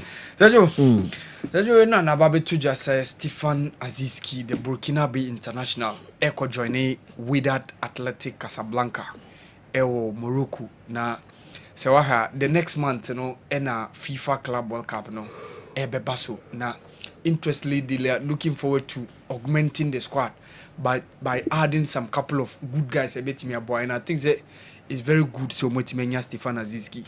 So you after the young guy manning na signing 2 years omutu na ketuem ye pe obakra mana ware no Dar es Salaam oko mo Central Mosque and a sheikh honum ishira ware ni nyina say you after all these things na but say you work for no wa oba no ka say obi a bo team o mane nko ba bia mama no ba nware mama no ba ware enti no eni so ko ba bia say nyina na omo ye ade a na say ba bia obekọ no sika kakaka work for kukura mana no say simba ntimi fa say skana yeah no so ho na omo ye near a be ma like honum nani beka said be ya like be person be free o na ye tuna katuam ye money contract ye say money ba say yo enye obi a na betimi aye we nyina o enye club na country bia na betimi o ma chese o mo do no yeah and honestly your corner wa boni homodin we ya elevate your football no say yo ni e ya ne say we no can age no e wo form kakra kai possibly he could have been a player say in Europe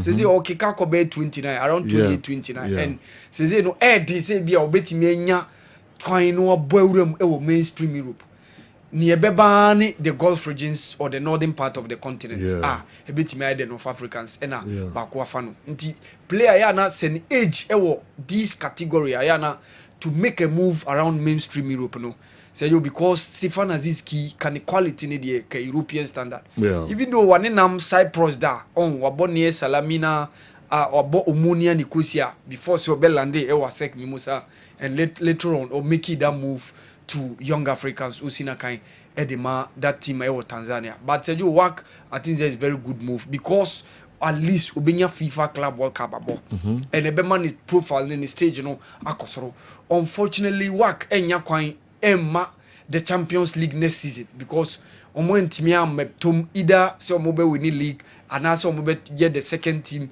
of the Moroccan league so unfortunately omo nya kwan participate but the big opportunity e wo ho the FIFA Club World Cup na e be chance next month no say you e be elevate no enu omo group na Wydad Athletic Casablanca omo ni Manchester City and omo ni Juventus and of course Al Ain former team of Abedi Pele and former team of Asamoah baby Omoko boy during their days the United Arab Emirates na those clubs na omo share group these are the teams omo work share group so I think that is very good for Stefan Aziski say obetimi make that move because Club World Cup is a big deal because unya kwan na only all these top sides across all the continents free we are seeing now only be rub shoulders on the field of play. I said I think there's a very good move for Stefan Aziski.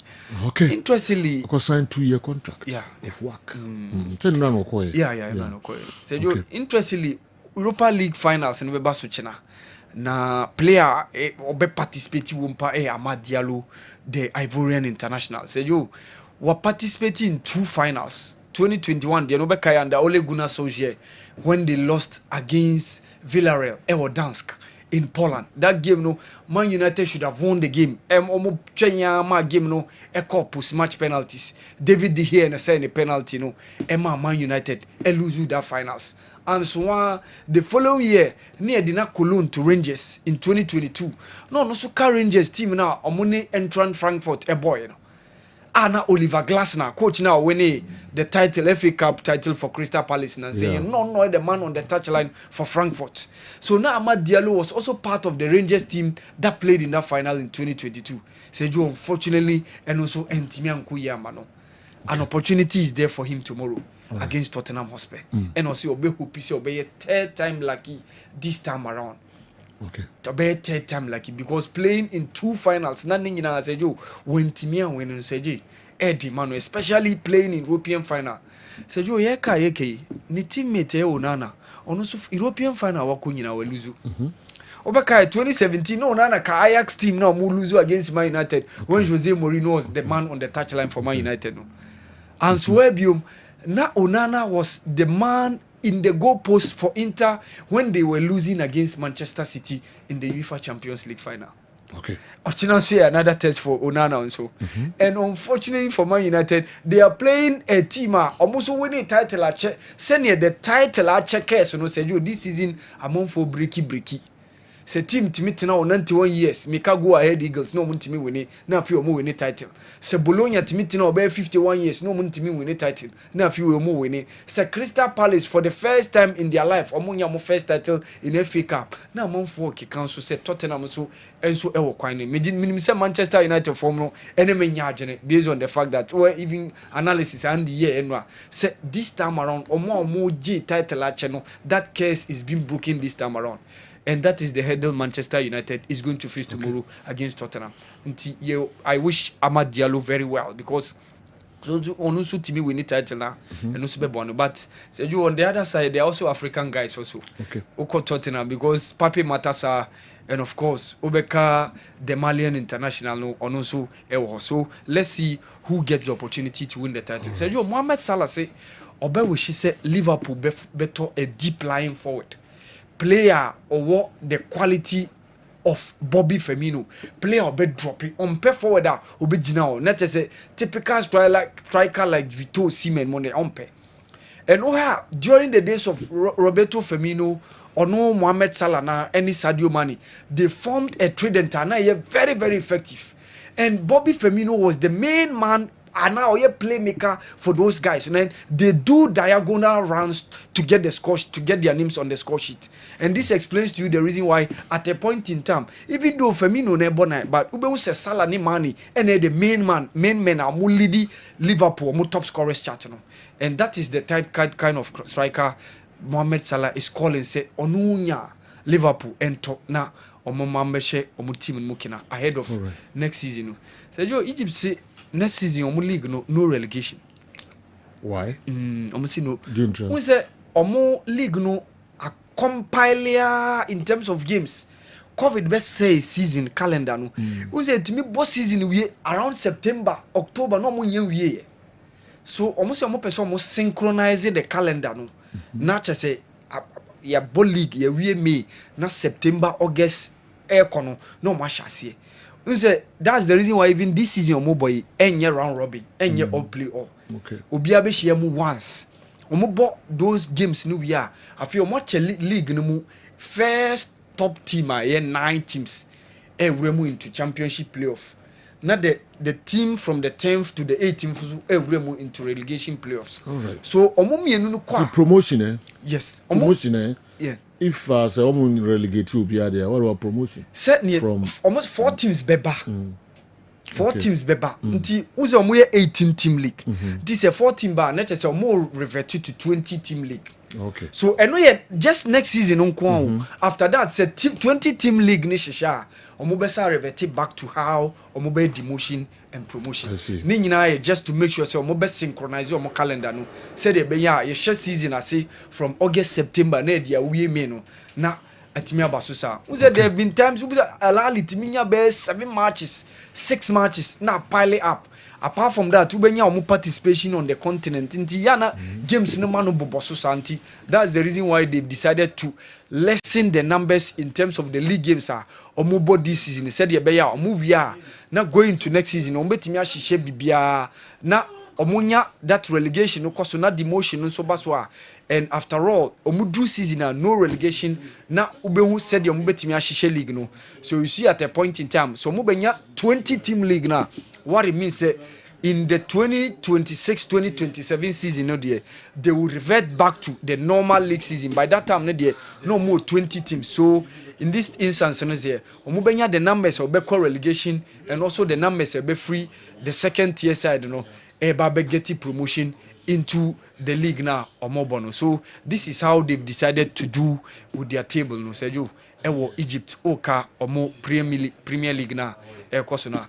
Sergio, coach came last broker and so Asha say any preparations and of course, Maba one of Black Queens headed towards Ivory Coast to play a friendly. And I think it's very good. So Mubanya all these kind of games. Ubekai last time they went to Senegal, they made some couple of travels, and I think it's very good exercise. Say Black Queens bet many opportunity, no more ball against Ivory Coast because next month the AFCON Women's Championship, here. So it's good say Black Queens bet many that enough training games, bet me show mu team ni na going forward. Ye who mo the women's AFCON who say who mo women's AFCON since 2018. Ye team qualified to women's AFCON. So this time around we are there. Ye be who near my besi women's AFCON nyambo next month in Morocco. Say you. All right. Our lebedasi na fe ye kikako afisem no enche ye de eno so ebeba na mekopim san na many omo enso edi enkomo kakra. I disagree with Andy Kem because Nico Williams is not the only good winger. So without Nico, there are more options out there. Isaac anyway, every Isaac another iconic way and so about pim sign. Young get saying Nyame adom Sergio. All right, boy pim sign on komo kakra. Well, Sergio, yema Ghana for I na kwa ba Emra Pimsan Company Limited. Era kofa Cements Vital Herbal Mixture. And then the capsules Ediaba. Your CEO Dr. James Amoa say Ochia Ghana for Nina and Sergio, your CEO so Ochia. Okay. Okay. Na ye cap Pimside ya Sergio so unity. I said Pim sign is opima. Yes. Sapepe no sign. Yes, I'm a baby I come. Yes. Me pacho ye drew no.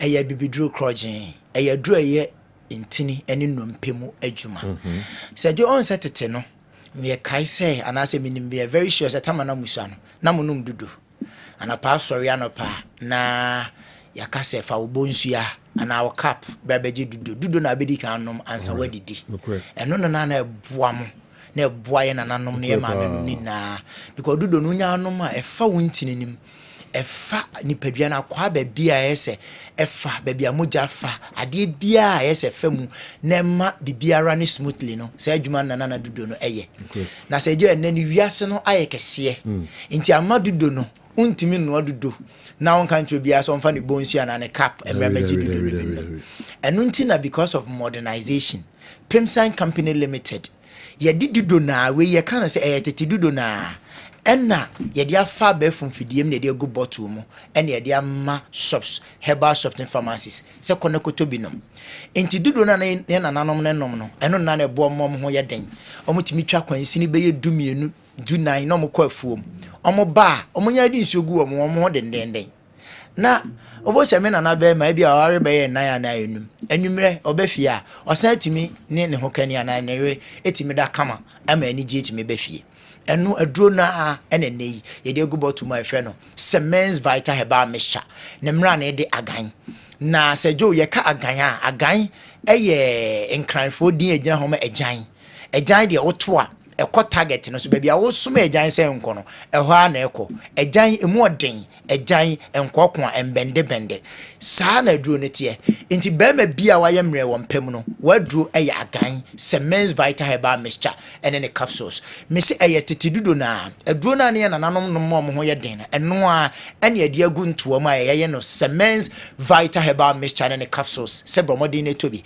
na Sergio ade ba ko a dance wo yaduro ho ne se yaduro no ta ye ma wo ye mfa wo pe ennom enam se doctors for kukudam achocho wuro apepia nkoma o mo yaduro no omo numbers ene gu TV no so no omo numbers ene gu aduro no ho die ntini say sebe ye ma won frɛ numbers na ne nkwada totofi wa bi nkokasa eye mpanyimfo omu wo aduro ne hunim die omo ma ye aduro no ene ne wo be kasa fi so omo wa abotre nti ye ba ye ka kyerɛ sɛ ye no ye wa abotre ye pese ne odi nkomo sɛde ye yade no wo ho no oni ye di nkomo a ye be kyerɛ kwan be fa so a wo yade no wo betu ase with Semens Vita Herbal Mixture ene ne capsule say frɛ na gan number no wo TV no so wa wo hwɛ TV ne de minim so betimi afa na mom wa wutie radio no say na your number ne tie bobogu phone no so sesi a ne doctors na omo ye aduro na ankasa call na e call no nipa a o pick call ne nipa na o ye aduro no o te yare na se e na wa ye aduro no di amount number no e 0240 61 60 61 0240 61 60 61 after 0205 57 35 55 0205 57 35 55 for numbers ni sisi a na ne doctors no mo ye aduro na ntwentwen komo Sergio aduro we ye di ka ka tro se eye intini ene numpemu adwuma Sergio be me bia wo pese obema ye ejina banane na ejina so no eye se untini ni mu deda ho esan se be ma na mpegya ya ne mu aye memremre but the same the moment abema ne be pegya no bo se intini no abeteta wo bema no ho na trese moja no timi fa bema nim enti bema bia wa ye mre bia na trese untini ni mu asisi aduro no eye adwuma wo ntini nim ekoko clear na se ko yi ni o ma boni bia metabolic waste bia ai wo ntini nim bema ni ntimi mpegya no eno no ho adwuma na aduro we mepa cho eye adwuma wo ntini ana afei nnompenim enti bema bia o bema no eda foma ye ntimi nsore no waduro no agan bema bia won so de netimi nsore na emom enche na asato fom no waduro no agan obi wa premature ejaculation ono no ebia oye foreplay anase oye romance na no ne ho etimi esane no aduro no agan bema wo de ne ntimi mpegya kra no won so de agan na Sergio ye wadanse bebre nipa bebre anu maduro ni di adanse enu nti na de bia e ba ye ka kyerɛ so woto aduro na afrɛ numbers no especially ye nuanu mo mema na moye mre e wo mpam no ye wo secret code bi e de be ka ho de amount na ye nia bi wo takrade o se 6 months na ne be man sorry da o se aduro na dwekro otimi ma na yere e try so de di agro twetwene ade ni na so na yere ne be ye den ade ni ntimi mpegya ni mu na watimi de aye adwuma na oti aduro ni nka no kokoto bi na sede ye ba de bia ye boda rule se okoto aduro na bomodin se obefre ne yemfa secret code ni nka ho no okoto aduro ni bi onom no just one day anopa enwumre onom aduro ni wie no ana odi code na ye kire no ka ho o se dwonso de no after 30 minutes okodwonso baaye ne bema beye 6 months na ntimi nsori ne bema na sori gina so dendenden ama sa de na anadwo na otimi de ye ne yere ho adwuma enya adwuma keke odi ye adwuma ma oba na ni je ma oba na hu se oh yes after 6 months afedie me feel se me yo ba ofre ye no odi adanse na ni age oka se nyame anim nukure no ntimi ntwantro okanyame o hata so nyankopon bo no ese aduro na timi aboa no nti bema bia wutie ya wode ne ye namu mreye wode ne bia ntimi mpegya kra wode ne bia pegya but enche na asa atofom obo ha ne de no so erectile dysfunction ono ne de no o sem na o ye adwuma na arbo safre na ejojo aduro no eya agan eya bibiduro kroje a ye de obade enu bina no tan hahamma ne aka bom a ye de aye Sergio se de obehu se aduro ne ye comment no aduro no to na se o frɛ ye ne e secret code no o no maduro na o hu no bina na ye de aye aduro ni bi wa aduro nim e kyerɛ sɛ eye natural herbs ene ye de aye aduro no nti ye kan form a bema bi a wa ye mre wo mpam Sergio bema bi wo hɔ a ukofie na ukasa wo hwehwɛ na ne yere sɛ kwadwo papa obi hwehwɛ wo e kyerɛ sɛ sa bema ne mɔde mɔ nkonkan ba bema bi a ne mɔde bɔ konkan wo empamu bia no ukofie na akɔhwehwɛ na ɔse mewura me pa chaw obi hwehwew eno kyerɛ sɛ bema ne mode mokɔ nkan ti yebo ne din a ye de mrane na afi ebuo ni nidie e de to ne din ho nti wo ye bema na wotifie na sɛ wo no obi bɛhwehwew na agise de o mane ba ku din ne to a kyerɛ sɛ problem wo ho bema bi wo ho a ontimi unsatisfy ne reda woman bi frɛ ye ofrɛ no sɛ me de me ni problem no emo me kunu na me to adu na ma no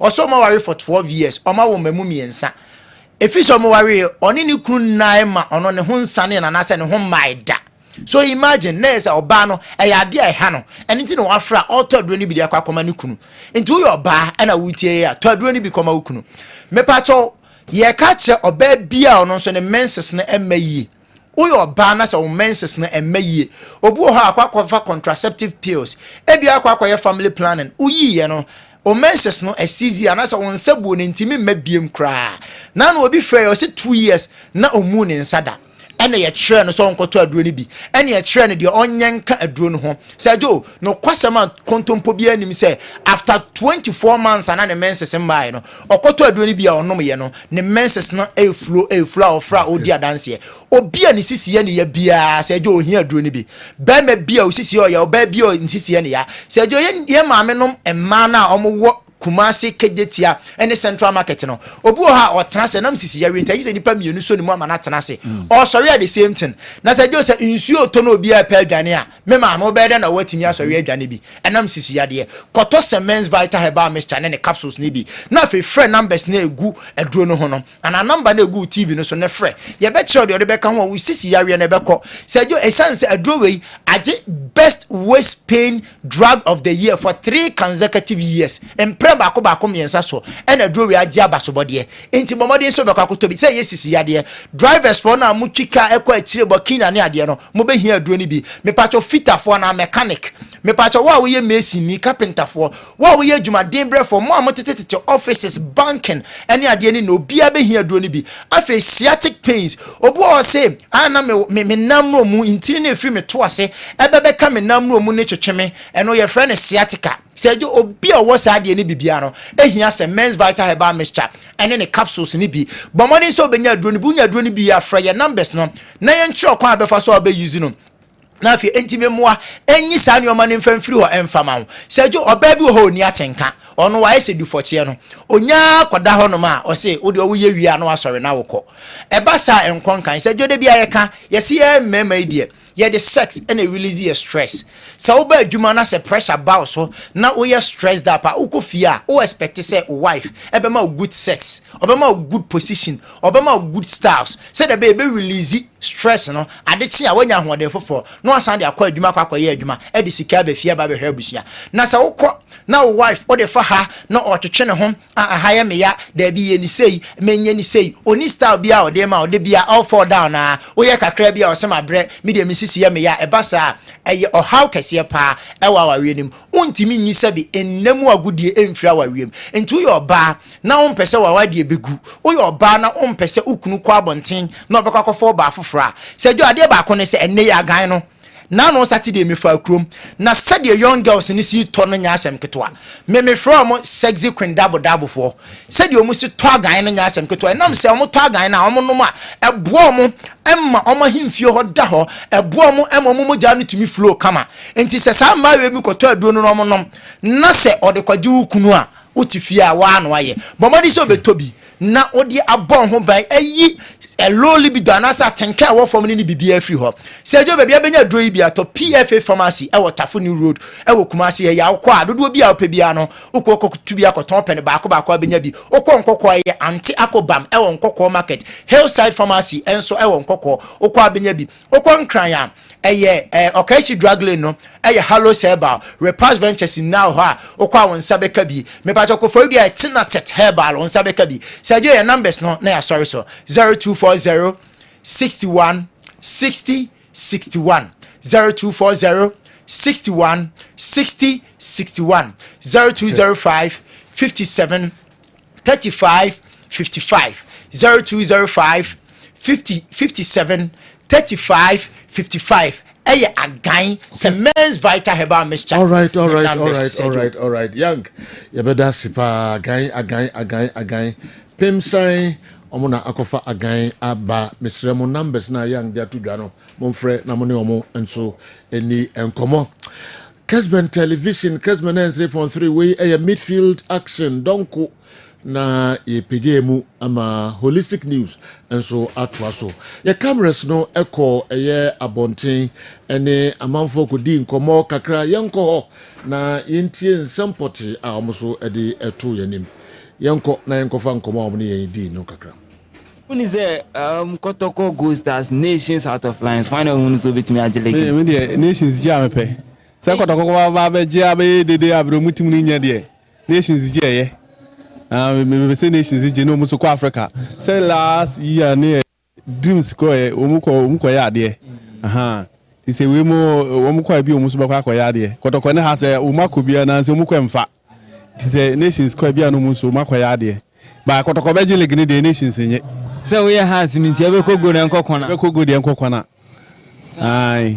Na woni sanka wo Asantema mu Kumasi de anka Kotoko Africa. Nanki yenya Zamalek bi TP Mazembe bi eba Krum Hanuman keye. Na say o mo so mo ba ya de Zamalek fo no meba Ghana. Ebeko akohwe. Ebeko akohwe. Say football there. Abrichi say a woman team think 20 bi suit me qualify for Champions League. Sa na Ghana house Africa house say to me here. Ti say nations je won ko bo no musu players no musu nya experience ni bi. The day bia ko Kotoko na house ya. Anything the players no wo mo nyi do mo humo no. Because they say house say me the day bia meka. Ye players ni de nka ye ba coach ni na enye. What I say because say nya ayi Benjamin Asare any players ni mako bia nka ba bi nke kura nke derogation ni bi. Players na modern mo coach ni de. Wa sansa de ordinary play house wa high papa. Dem komo ya edi ma hu say ye de but maybe sha wo share na de ball no unhye de ne eche na mum first no na wo hwe de na mana first no na wo hwe and wo hwe ball ni bi mu. Oh first no hu. Bi wo ha team na kuma dalo so. Into ball wo yini yembo. This I did crumple no. What you bench compare the bamu no be change the whole formation. It never the ball or ya the crown of Kotama Grandpa. And if you say tip split in any. Until I say about nation you're dead. First, in him for another will show more. Name when he jibborn who plays bang and a boom within Cassa me requested you Marco home. And because first by Jordan Branch, Shamoque, Papa Kuni, Kufibaduna, so Mujabon was here, soon smoothing. Na so de player be na o kwakwado nka obenya ati se Jode Bram type no bi Shamokwe mu type no bi ewe nde ball no mu omma ball no ye nika ena nka be ma wakwahwebo ani nka beko ibi se Kotoko ne has Nancy Omboyi wa hwe eni fanko Kotoko ne has pa bobo chese umba Africa Cup paka ye ma ibi pujeje chiri na so yakaze Kotoko ne has bobo match ya de kura hu bi wokrum they need flax with the as we did Nancy Omboyi didn't who ye want to be Kotoko betimi Agileke no. Oh, you have chance to beat Agileke no. See team she Gold Stars wo ho a. Gold Stars nko an match heading. Omo pe league na gi, yen se pe league na gi. Team bomb price beat ma show omo. Nya show omo nko ade beat Agileke no.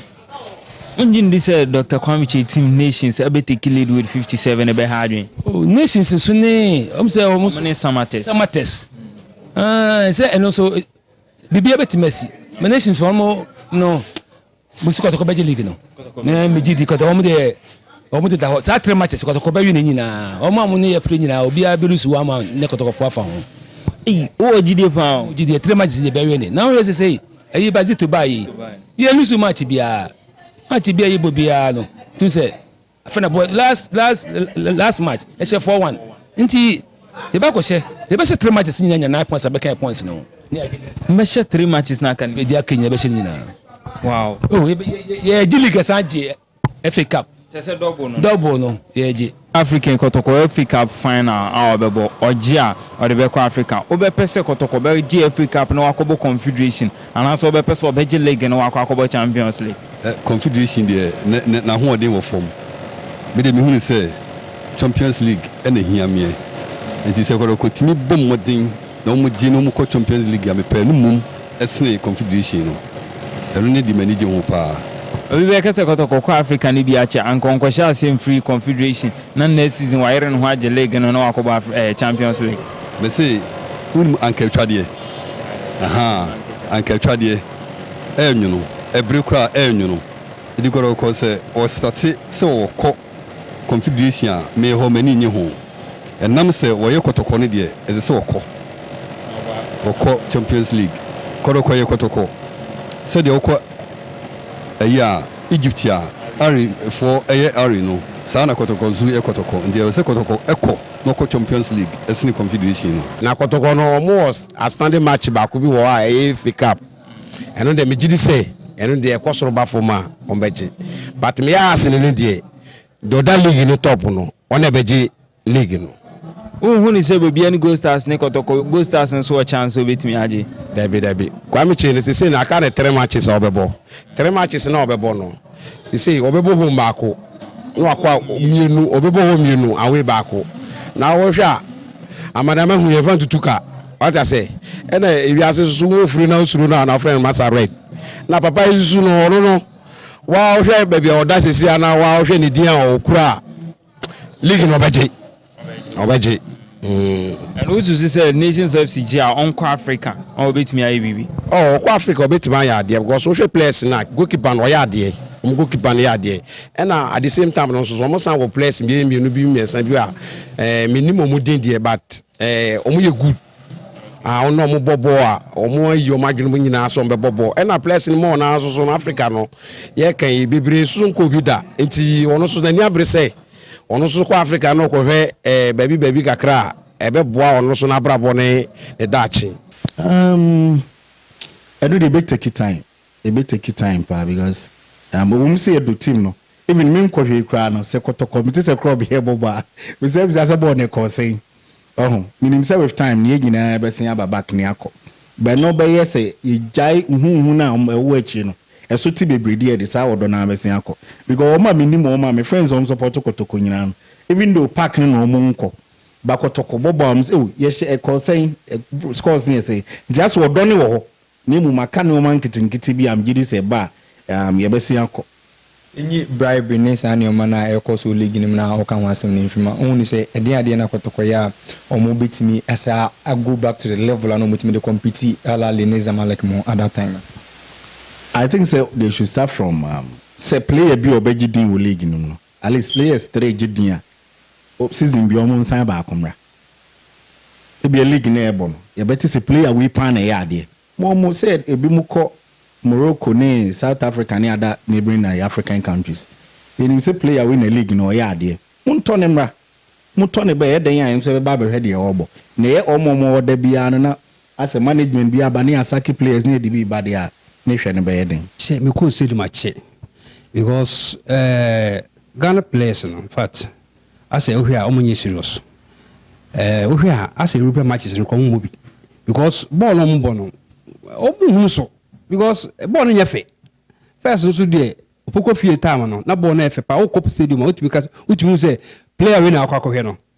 Player win akwa here no. Me kwa here Messi. And ye ahane tamale club na ntiako. By this time no, as a boys in serious nti ama minti hu se be ko stadium akwa here ubia. Say your players in the bomb the room to areas mo home and as a players nankasa performance no form. Well, players nankasa performance no form.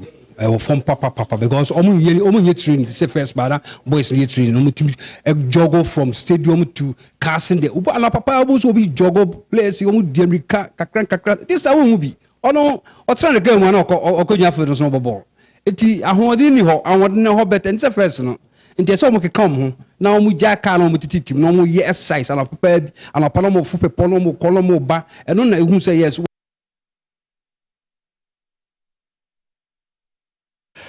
All right, your cameras no ekwa abonten no nkomo a ye ne ahwefo ene atifo ekoboy no. All right, obia ewo ni team o support na fi the opposite team no eye akabe 3 matches na akansi ni nyina no aba ewie no. And the Nations ekoshe Legon Cities e kan 9 bom timu bako enti Nations ababeda league no atwede no esoro pe with 57 points. Ibiedi Gold Stars abetoso mienu 56 points.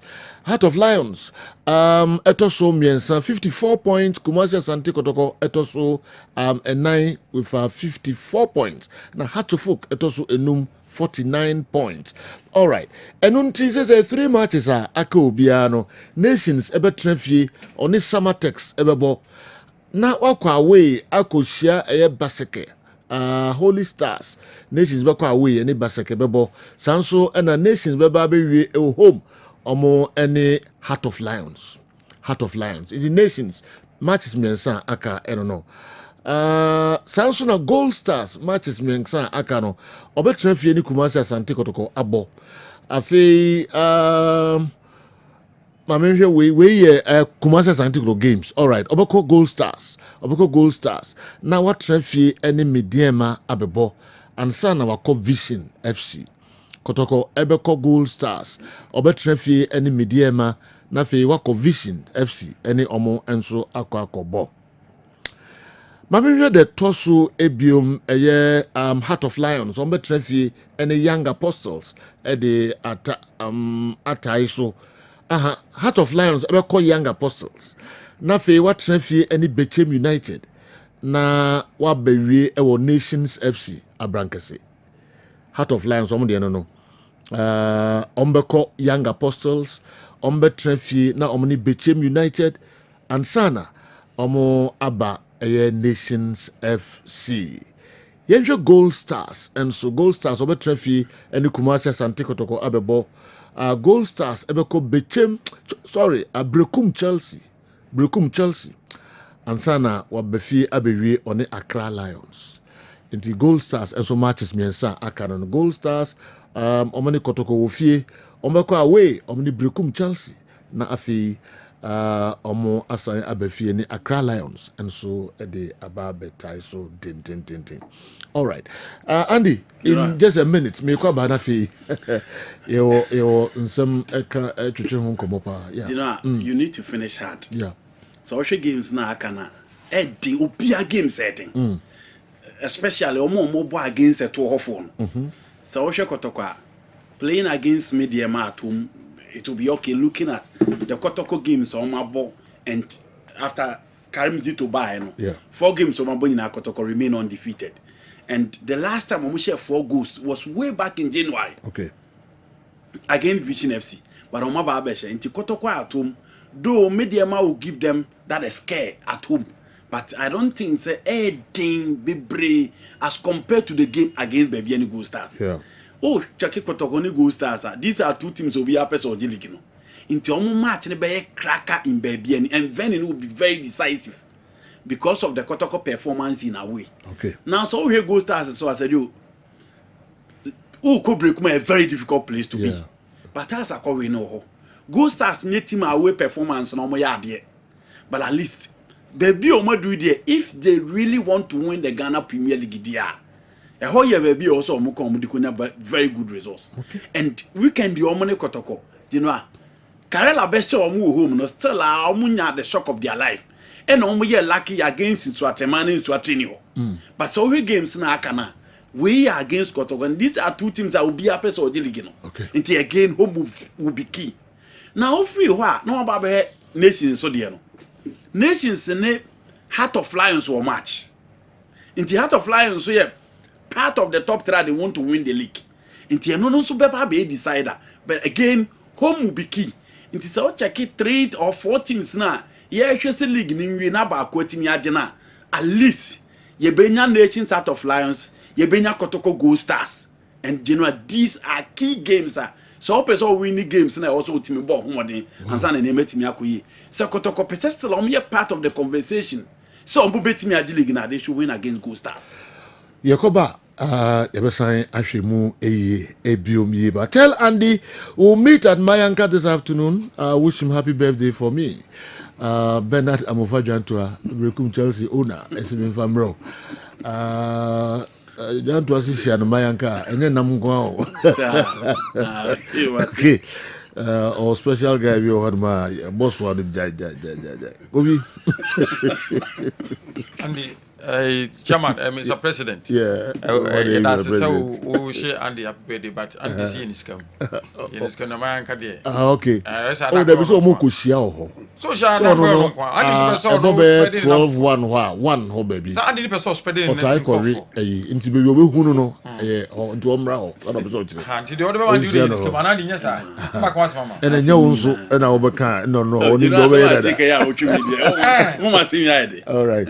Sanso and coach Samuel Bodu I say, may God richly bless him always. Happy birthday to you, Andy.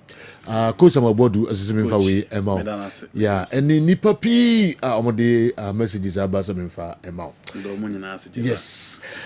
Me kodi ko boka krabi aba na fe yatwa yen local stories no eso me ni Kofia Mwako edi enkomo di din I will register me Emmanuel Mwako me fie di de Kofia Mwako all right easy waterproof paint enti na Kofi ewa ha ye mon komo kakra na eba beto local stories so dey na dey brain no pay Sergio me check ese be free aso ye kese ewo easy manufacturing company Accra na yaso ye kese no power Beka Junction.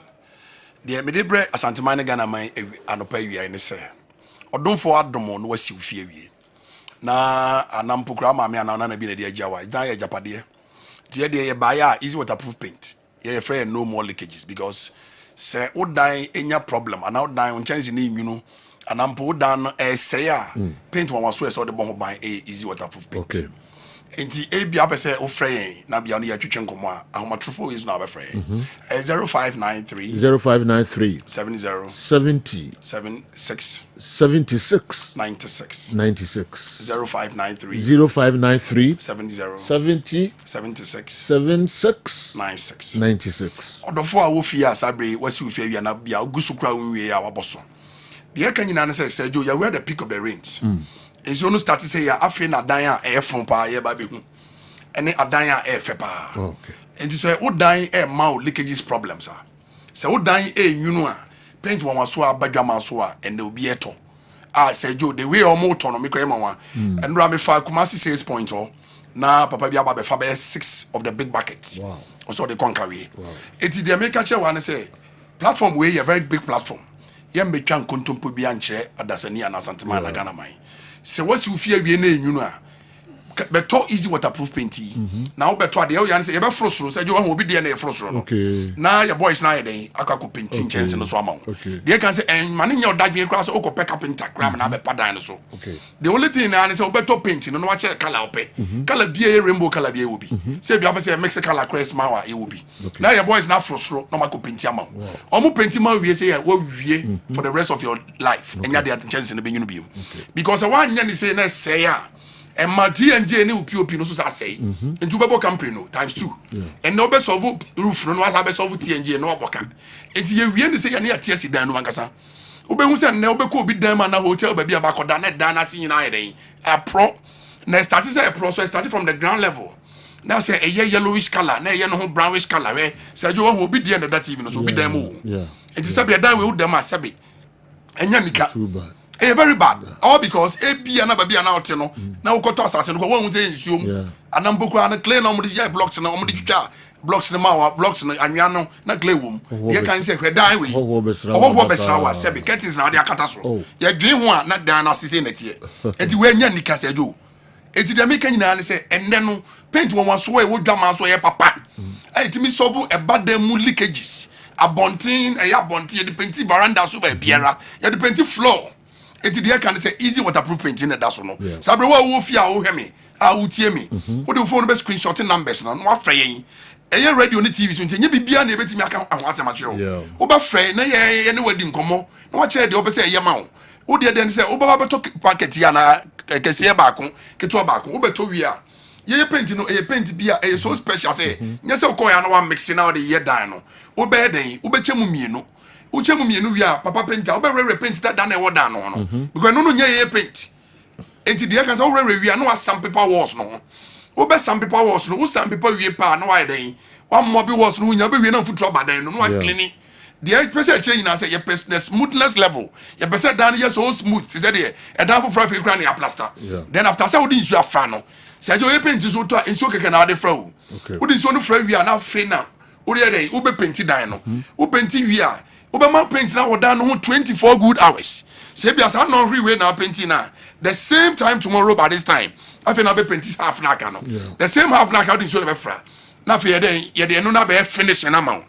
Na de can say e bia na wo ba. Uni painter. Uni problem. Yeah, what painters are train no more, they know how to use the paint. Okay. And this all person na wo painter, they only painter them ra. Only paint and buy a better no crown before tobacco use paint no. It's your for the I can say, who they frying on this bigger platform, and your platform as be a bit can go to Boa. They be a yes, say, Ubeton de money paddy, no atwa de na money papa for. Sure. No one almost like a no be dear dance here. And that's why you swimming pool. Now more problems. Who they frying? Paint we and so but go paint we can approval. Or no more shows you that or dance on soja on show from on show. It's fry was 0593 0593 70 70 76 76 96 96. I'm on for the air plus 233 now the kind. No about 593. We 0 na free. No about 70. No about 76. No about 96. Yeah, okay, easy waterproof painter. Yeah, just one. As I name the air ton, Tino. Yeah, free no more leakages. Yeah, person would done be your problems. And there's one chance in our win. Nachina said, Bronubia on Nescafon at all. Nay, body and now you'll be quick if you're now for it because and chance now would do if you're now, you know, and chance in is so brownish color. I so black. I'm say those plenty if you see or see if you know over 100 years where you plenty down him and you plenty roof grab him. And I chance will be winning a plenty if you know. The I can say, must have been a if you're there, you're Japadia, you're born by Manchima. It's your for what's if you not send no dining, you know. Who done a more problem, especially Monsium cry, especially. And it's another roof, no more no Boshem Sergio. It's a whole lot of problems. And they be Pejana Alpa. Now say cost leakages. The carpenter wants to be brave, money we are almost for man. I know we have mistakes in getting to be was raw. Sabia no munina, but o see from ye, maybe no young from gore, what Genesis canoko. And then no and sana a dining, you know. And then ye can say board down who buying. Ye painty, it is a mine. It is a mine, Tabi. Ye Susan Yane the Bobo. Who born said day entity. Sandy Bessie chose a paint ye paint papa. It's you the fraying. It was 0593 70 76 96. Sergio, yes, you saw the engineer Bessie Nano. And yet the other can ten coach you ye. Yanana no more Busa Benato, and they were right. And I can Sonia suit me from you. But because easy paint at Roma. Ah, yen ye the paint one was so be a bar. Ye bon the run here said to me, chase ye. Me ban me cram can't tell Sergio. Na me da chere TV so ene radio so and we obi o tie me bia no amansan so hwe na mama Matia say easy waterproof paint painter etimi si kenten entokro wo kenten mu nyina e bi etimi di kenten no konsuo ejodofo a wu hwe me wo fie a wo tie me eno ane se wo baba beto paint bi na wo ba wo de painter ba uni painter wo de oba ye be chere okwan ye be den e be wo fa so akwan ye den akoyusu Sergio me de mi so na guma mama so e da ma camera no me bacho sabre wo wo fi a wutie me say ade a eye nsu a eliki a say jo kro ma me pamba anambo kran ka waka this is the reason why I can say you can easy waterproof painter ni age so no more leakages odofo amanonefo amama for simu dan wi a plaster wi they can painting they be make paint so mom koto and it's over fresh factory number no where direct to the factory who free ya omo factory phone be direct mo to the nearby sales outlets on 0593 70 76 96 order for fraying now fraying yeah easy waterproof paint the nim the year can nim the year ton and the nim the papa year ton your bag has said over 40-50 years but near model rule it's near who say you did the rough for near fear for be bro say the opposite only one bucket of paint quite auto now the go paint with there who the auto we are who say what to the papa and this can holding or the 40 or don't for the moon. That's what you fear we are. Paint one was so the paint to V. Easy waterproof paint. Okay. It's me sorry, Sergio. Me see number no should be for the last time. ABF was on TV and also radio. The air can you now say easy waterproof paint. Paint one was so and nano. What you die crack. Now why could you be die one room be? Why could you be flat? Paint a woman no sabi. Reframe na beto easy waterproof paint. Okay. Then solve all your problems when it comes to leakages problems. Over Friday was 0593 70 76 96. Onyamenka on Sergio. Nyamenka monso moho Kofi. Yes bra. Amam for ebusa ho nsempi me so pa se nchekra. Wa hia ebe short to ukrum ha. Yes. Amam for chopa Sergio. Amam for chopa. Na amam for so free. Because also me boy me ho aba si e twen ho. E na ye run promo no. Ti wa ma.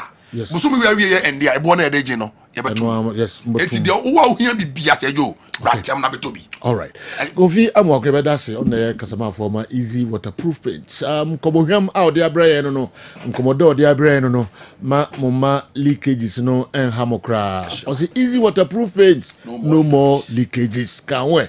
Na instead there enwunu de sabi enye efere atwam Intika ho. Kofi ebesa din komo bi. All right. Okay. Mo friend numbers no na mo din komo easy waterproof paints. Omoso nkra to kakra no. Me ko aba okay 11C message bi enso ewa ha adwumawura. Also the way Abre Champion Joe, happy birthday to Andy Kem. I know he's doing very well on Kessben. So I will come for his transfer fee soon. A saying 11C. Oh, Baba, Bob, you. All right. Kumasi's Antikotoko is on fire now. Let all clubs in the Premiership beware. Kudos to Coach Karim Zito and the legends of the club. 11C.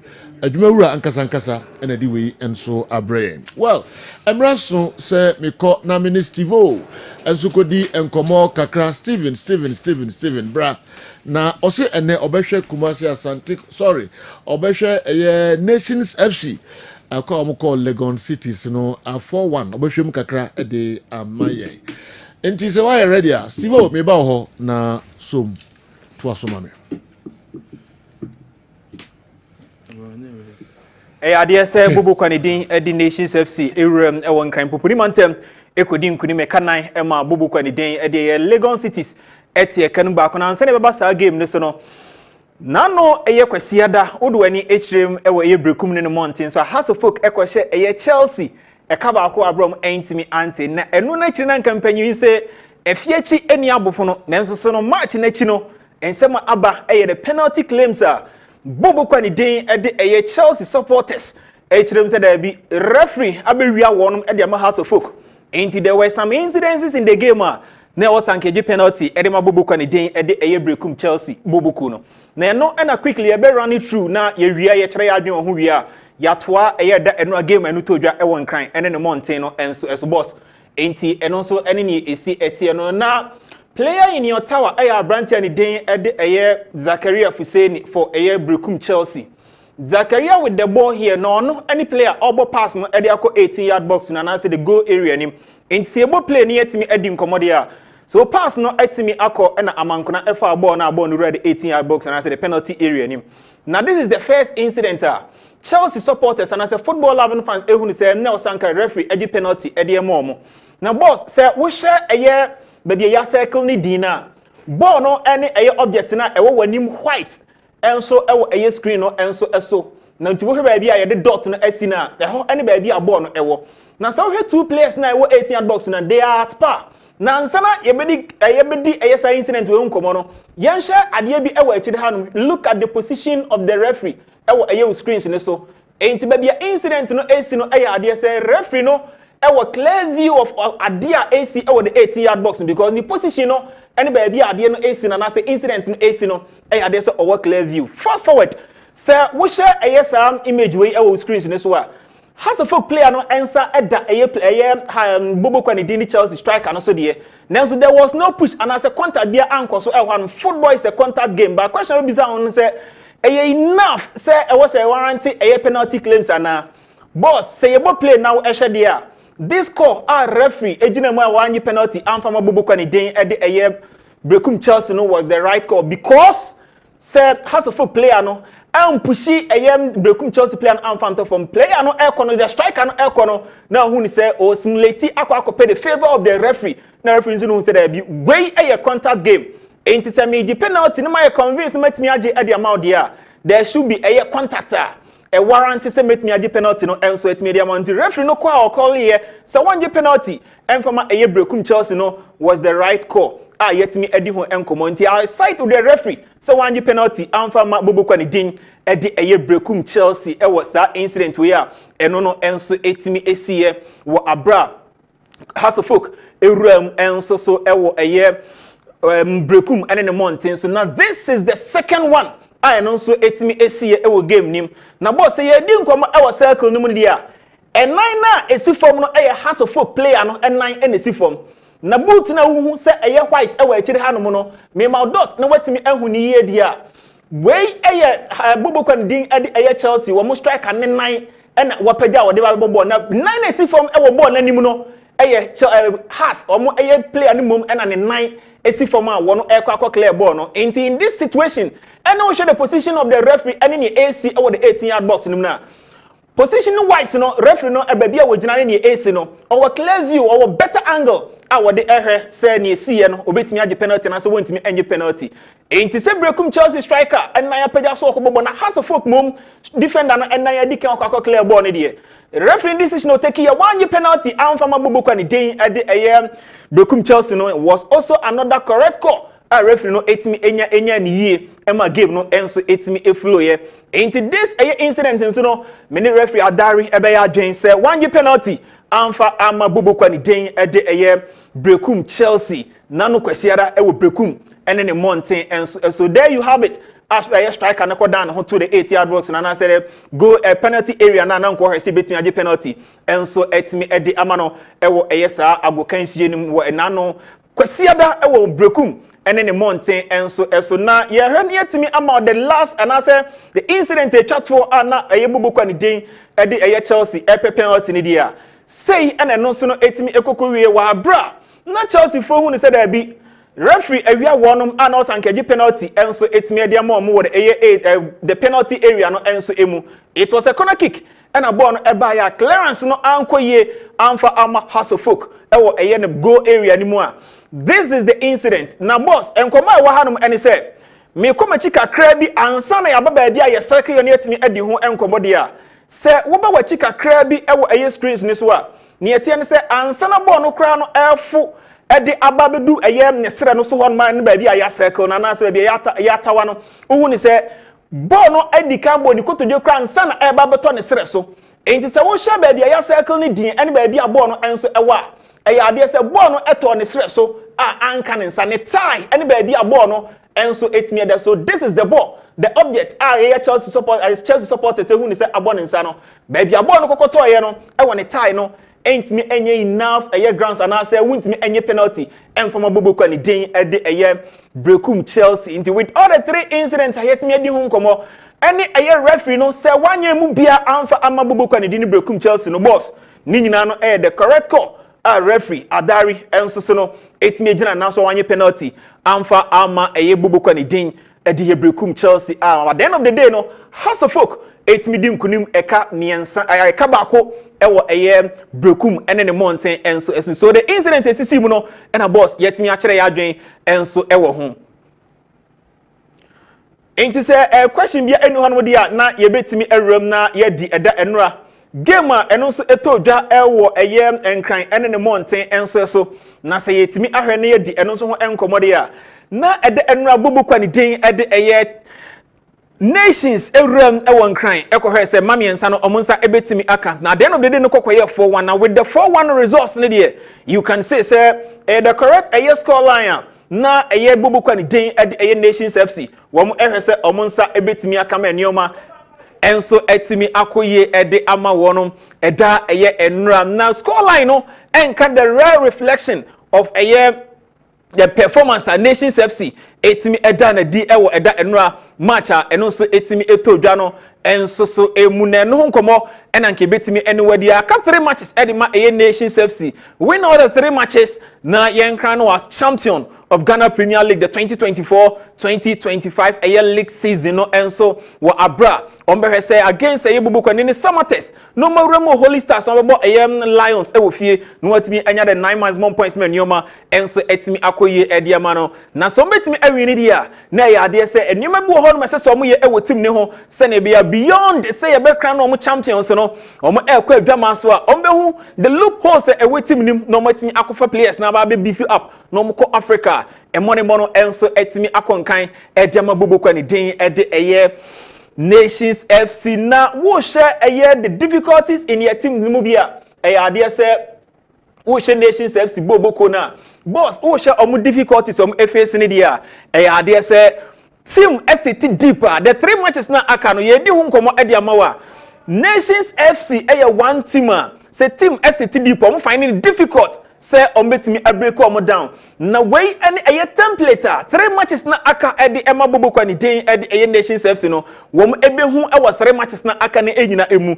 because wo for samate say oba home no ababe boy you don't expect so obebiem na wane wo abo wonya abado baako obetimi edi akonukum when the opportunity presents itself na wonya the 3 months bomb points no so a obeda ni nyame ase na watimi edi akọ inse omo city deep low block ade say ne 3 matches na aka no on function e trim say ade say obetimi until the template the 3 teams na aka any nations ebe ogba one ebetimi a present and say obetimi align up and on strategize edi aba no eno a bobo kwani den edi Legon cities etimi edi ama wom so this is Legon cities omo ankasa actually hono no gomatimi align up in deep block wo hwe omo players no almost omo nyina etia begu dem no omo penalty area no echi hono ma omo prevent bobo kwani den edi nations so obetimi that penetrative pass no matimi break omo down so what will you do say we do situation where mu boss ni etia ni say we Nations FC anka you did expect say the wider channels the fullbacks no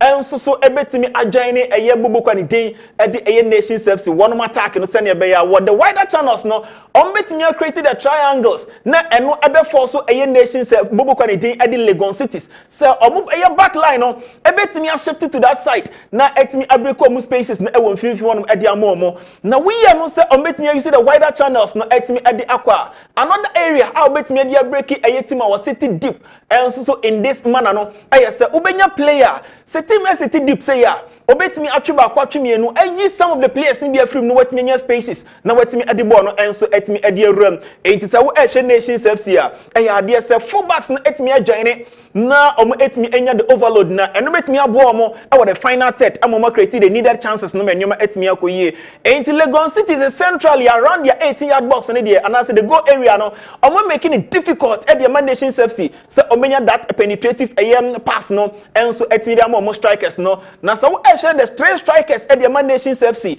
one more ma Shawate Sulaiman Abrante and Dindi Suleimana and ano 3 players ball at the phone so enya spaces and etimi bomb no emenyoman so etimi ekoyie de mom when you are playing a team was sitting deep say na very difficult at the mom na say wo a bina bobo kwani den at the Legon cities ato one match hono na say wo the horizontal line na dey say abimben ye pa enti say wo for the first 3 na one enso so wo be the ball side na say the action zone na say wo wa bra yetimi ma wo enso ehu the screens ni eso a wotimi say emrante ne mi ensan nyina no etimi aboso a ma say obetimi abo that penetrative pass na ade afọ mu no very difficult because they are compact enso ye pa some spaces in between them no across ni nyina na no enso ene emra ubehia players na say the final third no obetimi use the spaces behind the opposition one line now so etimi ato enti say fa Nations in this block Man City low now who say the left side no ubenya space wo hono ma you did expect say nipa na wo crabon ebetimi abo a pass over the line no na etiabeto space no enso etimi dem to who say ade say nation striker no move into space no na beto the right back position no Legon cities for chiri hono no nenso the receiver of the ball and as nipa na wo crabon no different ideas went me anfa ball no anti space anfa ama ni teammate na at the end of the day pass no me anko Legon cities clear ball no adi free one chiri hono ma ball no essence ebedi Nations for hono biem so it sounds ACBM game nim 51st minute Legon cities essence mwankasa box ni ma they have numbers behind the ball overload the Nations FC mwankasa box no chiri hono enti akokoba ni say dia ubehia a creative midfielder team nim say in this situation team asset deep no etimi abo low block no obetimi abo that penetrative pass no etimi dia if you are not using the spaces behind the opposition line here spaces no be any na say we etimi use dia na you did expect say ubenya creator a no betimi atwe ba kwa atwe mienu no wayi eye players ne bi ade afrim na space etimi abie enso etimi na menu etimi akoyie na pass no etimi ade aba. So the action zone no there you have it again. Say Nations FC baby aye circle ade ama no esanso e wo mrante miensa egina ho no ma wono ma chen say pass no kwa aba de a on betimi ablock eye pass na passing lanes no enso ya de so ablocking ni nyina. So the only way out a betimi de ball na ba wa bra wunya eye sa triangle no e de bobo kwa ni din e de eye Nations FC e wo the wider channels ni mu no pass over eye the line and I say the defense line no na beto space e de am player one 8 me running into space men your man so 8 me akoyi e de amount coach e wo say the enra wunya eye 3 maximum points no wo abra wo players no 8 me share ka 9 de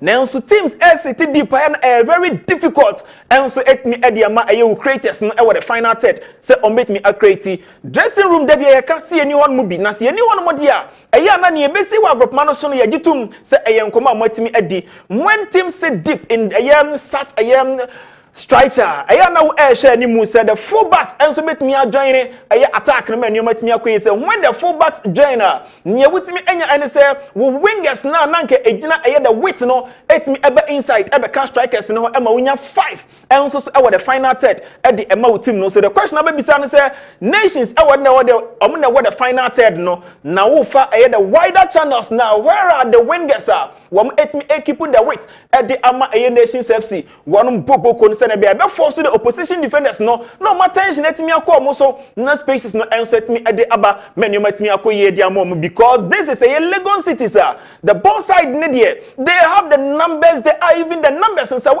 kan oma overload the Nations FC e the 18-yard box na chi ama penetration e ho etimi aye den dia mom so o metimi penetrate through na menu etimi akoye enso da no metimi create the scoring chances no menu etimi akoye. Now Nations esan bobo kan in Lagos Cities esan so akle ball no e de everyone echire ho se ne be anyuma so ebetimi akoye e de ama won boboko no enso so e ho ntisam opanyen ne kase mingle ene ne mpanyimfo ehwede a so won ma ehwe ni mu se om ekọ Africa om bekọ adwama so etimi abifu up the squad me announce the difficulties are Nations etimi facing when teams sit deep and find difficult so betimi break them down centrally into you need a creator. I'll bet me yes, Jumano, and so at me the say if you are not going for a creator there, now you will have to encourage your fullbacks. Say on bet me a journey attack when with him no answer the final third or so bet me a creating so mum fullbacks no ebe the wingers and only boy and my wingers na asas no et me ebe can strikers no and as a striker no ewe ni mo enya more numbers e mo me enya 5 the final third say mpo wunya eye midfielders na so et me a join there and only me boy e mo enya more numbers e mo me overload the team no defense no mot me enya the numerical advantage the final test and be anyoma enso ebetimi akoye the amount. If you are not using the channels the wider zones in the spaces nedia na you already respect say ubetimi enya creator na anyoma etimi akoye into movement enso ya dia also etimi echa omrante and say when teams sit deeper ebetimi move into spaces na anyoma etimi akoye the amount. So there you have Chawate on your screen. Say Chawate any baby a wojina no you can clearly see say the pocket of space behind the back line of Lagos City sir. So we are now just say what me move a pass over the back line no and so bet me aba amono so et me cut back no menyoman so et me akoye e dia mom na so ya dey say we show on your screen they are not moving into spaces Lagos City for actually ho wa brom so et me asset deep na the pocket of spaces no so et me aka no wo mo ent me utilize na we show the spaces na ye di ho enkomo na the ball no the wider side of the left side of Lagos City is one matter no na say we screens ne so no space no ababeto echire honum e dia ma bobo ni din Nations FC. But the question about say who is running into that pocket of space no na pass no etimi aba enso etimi dia no multi-million questions sir. Ujina touch na say wutimi encourage you boys no na omo etimi make the good use of the spaces sir. Eno no etimi eba na enam say obi move into space no very difficult dia ma Nations say ball no ebetimi aba the goal area and say the 18-yard box in him no mo so etimi a create chance no mo etimi ashe na eno na ball ekoya at the end of the day be a goal kicker Nations enso so etimi enya fruitful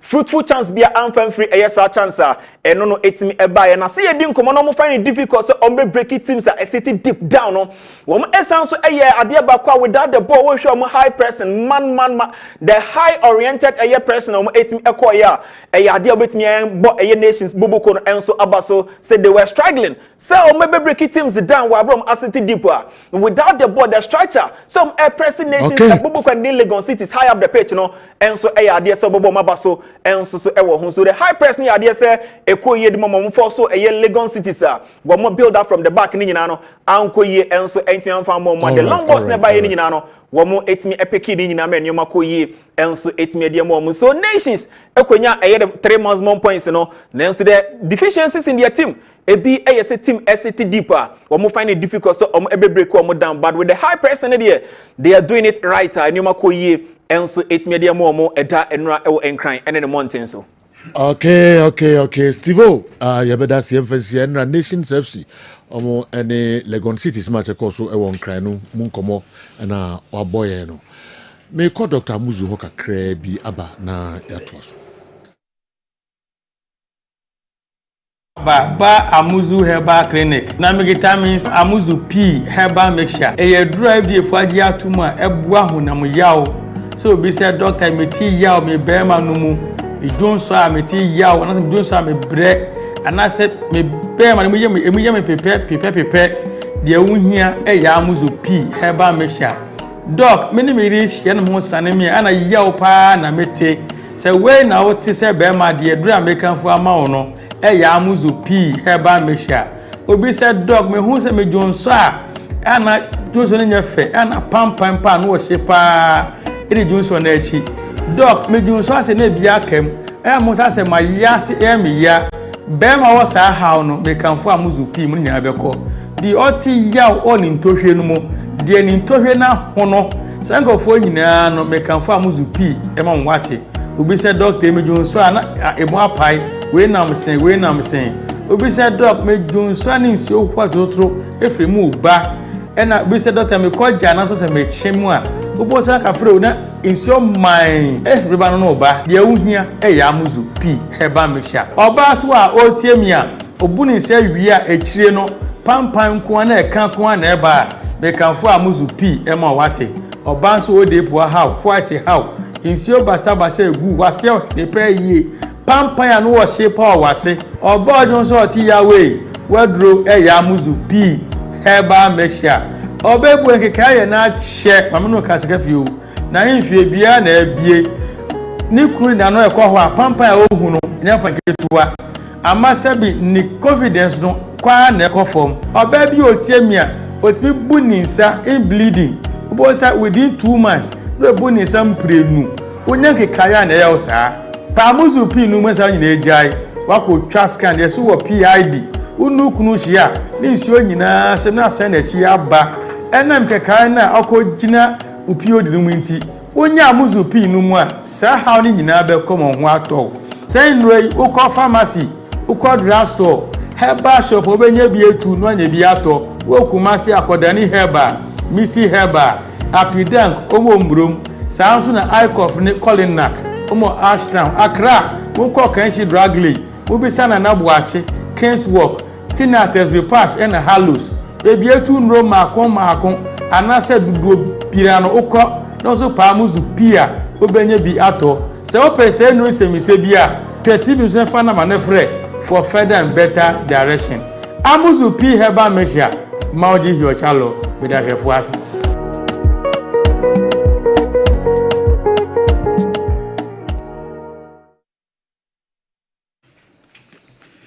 DSTV so much more. Kope DSTV decoder ni bi. Na wanya DSTV decoder ni bi a ebeboa ye papa. DSTV decoder no eno na eboa. Na wetima hwe sese omosi ye de leaks ni nyina eba na wie ye. Na de ba na wie no eduru se ye bebo eye Conference League finals. Ye bebo Europa League finals. Ni about Champions League finals. Enuti senenso echena Manchester United and Tottenham Hotspur.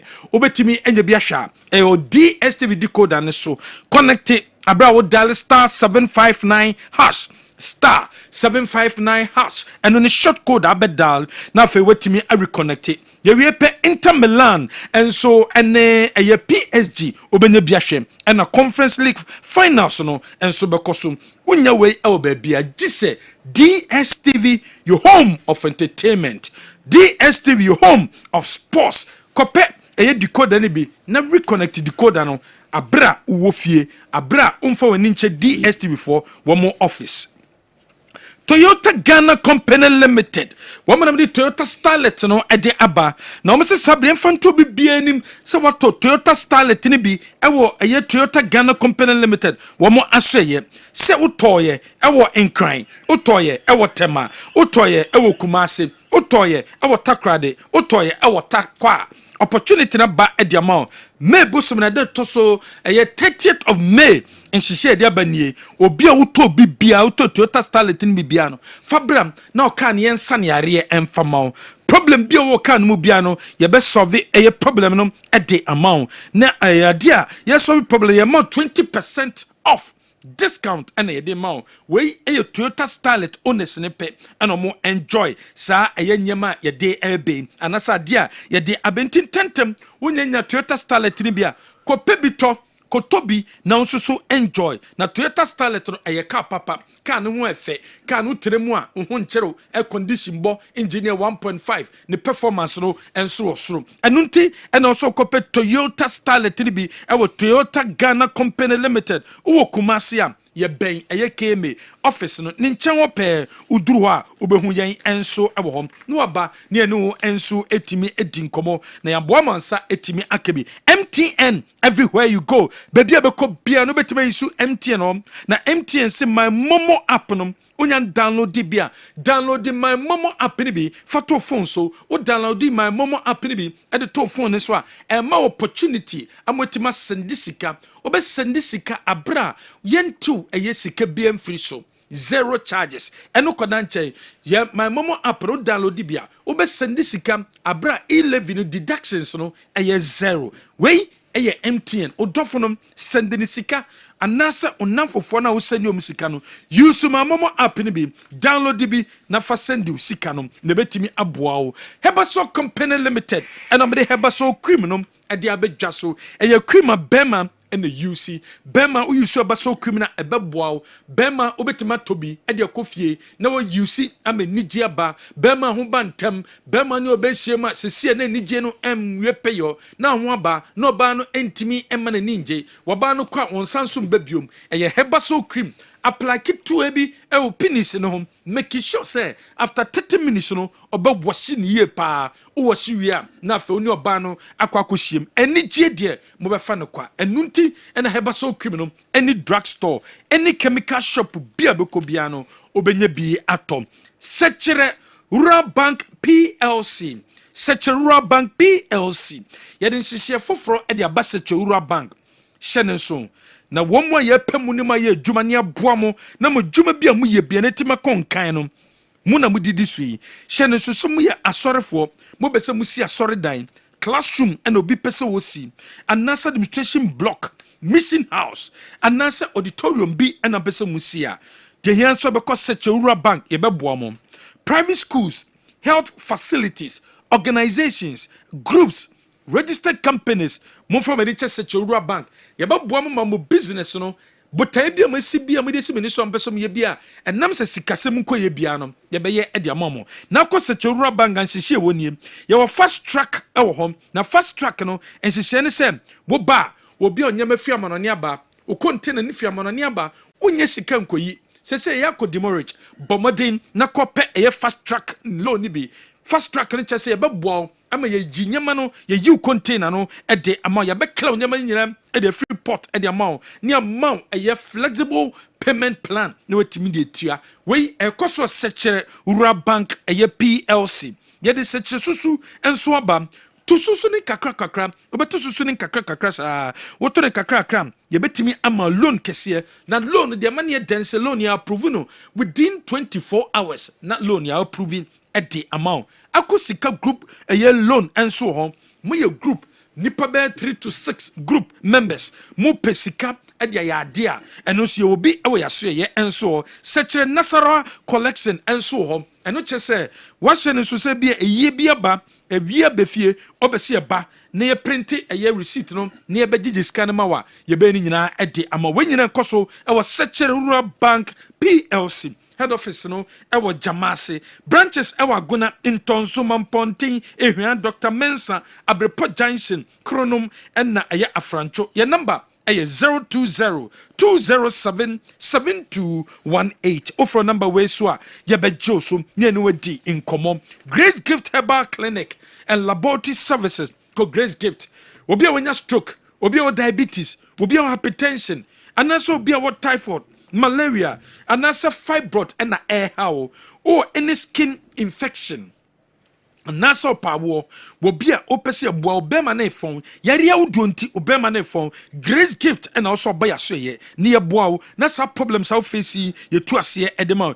yɛwɔ Hwim School Junction of Barikesi Road nkran yɛwɔ New Achimota Petroleum Bungalow nkyɛn pɛɛ a yɛne Family Life International School ɛdi nhwɛ no mu yɛ number 0246 518003 Printwear Service Limited ko Printwear Service Limited your branches outdoor ebi baako wadum ebe Aseda House baako so ewadum ebe Trinity House ene baako ene Ama School no edi nhwene mu ewo stadium obi ape photocopy machine ena to Canon photocopy machine ena pe biato IR 4235 yebema obi ato IR 400 ye obi o ye hom C5235 C5535 ye obi ewo yaseye bra niamwa niamansa enka photocopy machine bi na unsutimi eko UC Dwaben Wura Bank PLC ko Dwaben Wura Bank PLC yede eye obatampa eye loan scheme no e dia ba ebi ni se ye beboa Emma a fixed deposit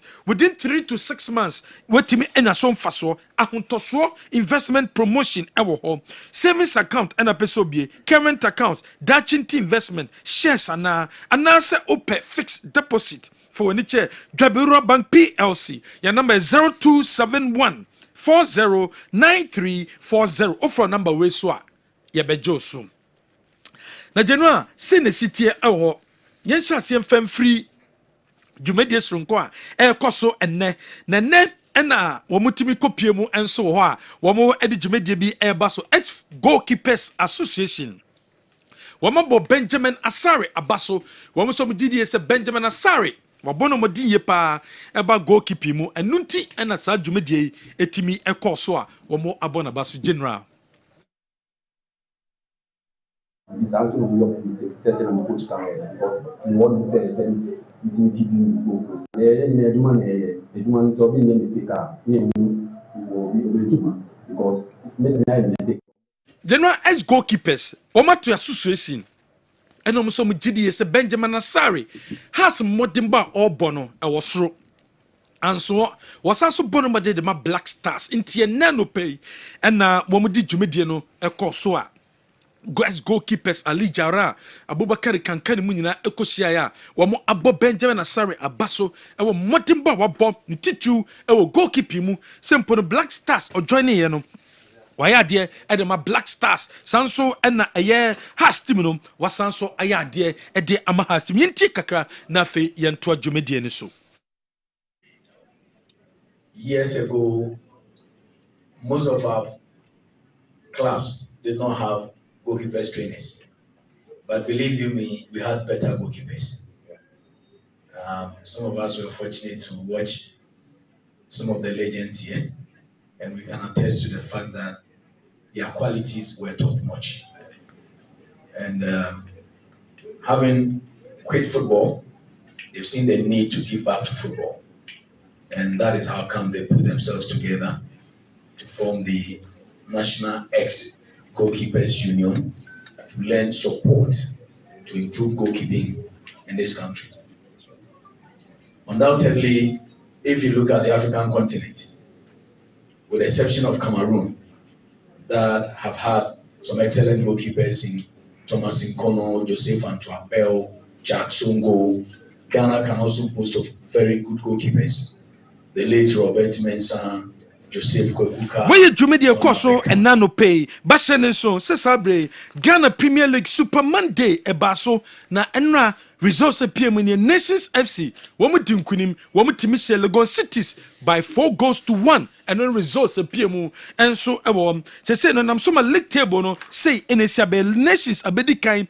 With 57 points in the Kutomo, baby any goal starts Tosumienu 56 points. Heart of Lions Atoso Miensa 54, Kodokotoso and 954 and a has Atosu enum with 49 points in the Kuta. Has a work and so our horse. They say league no emu aye dinye papa abra aka 3 more games na the league no and so eba na wie ye.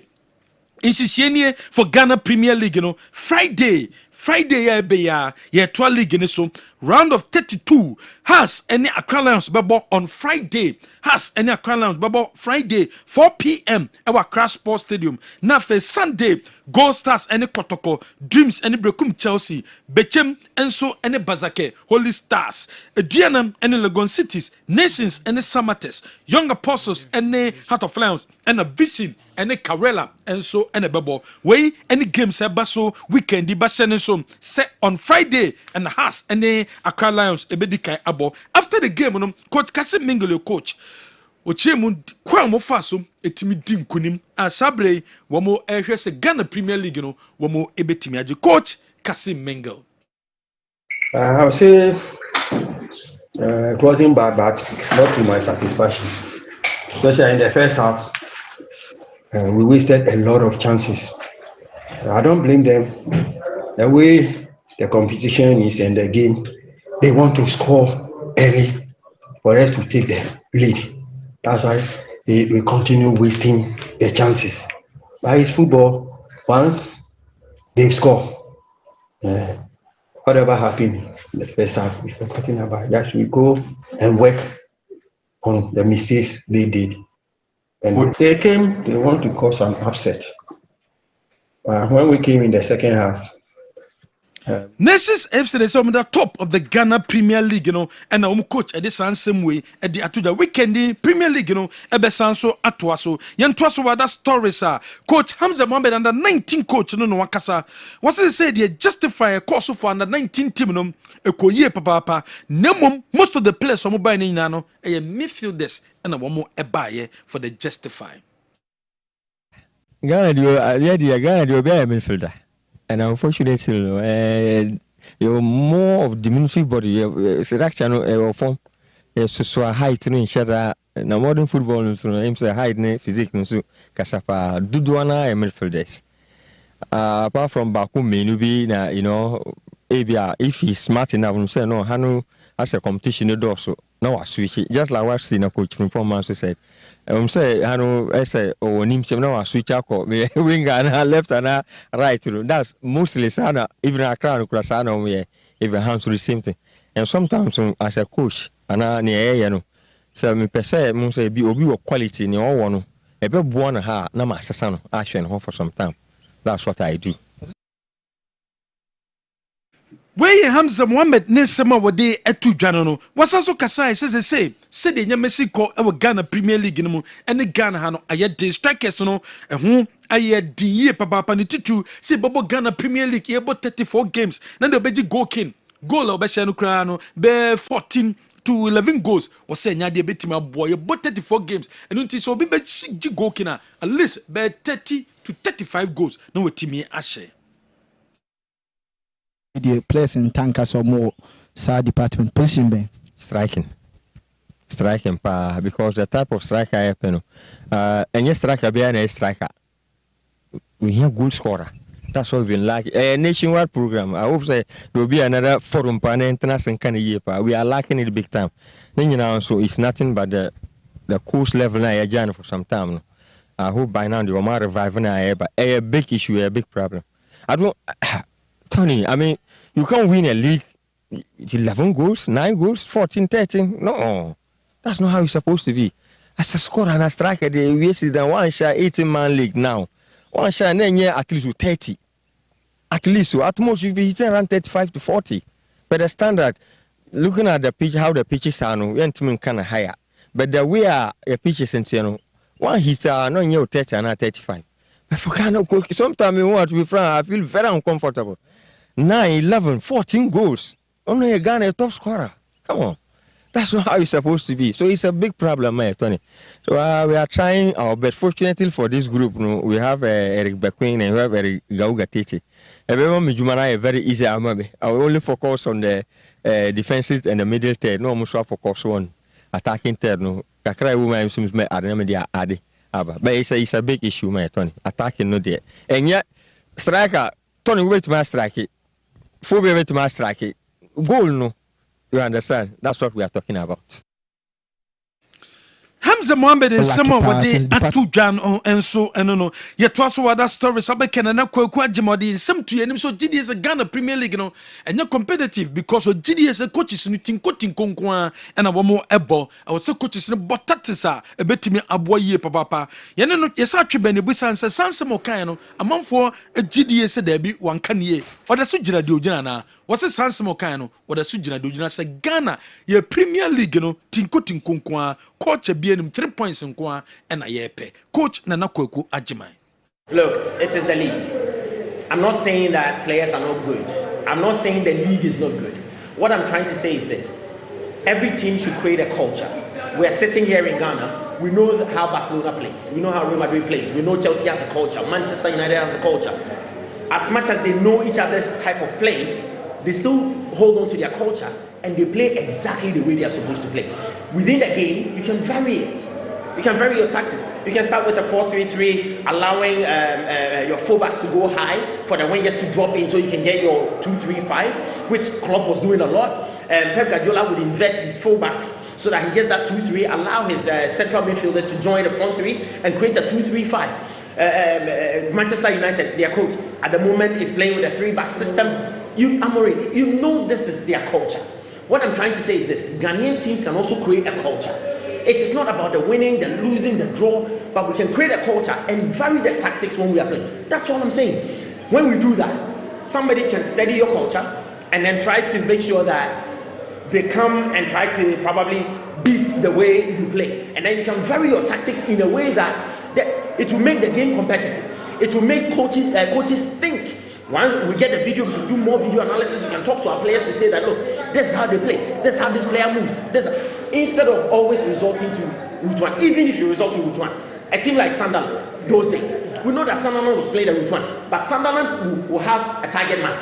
Then they will have their 2 attacking midfielders who can win the second ball. So you can get Peter Crouch heading the ball down to the 2 attacking midfielders. Immediately they win the ball. Nana Kwekwa Jima Nsema wade atu edwano no.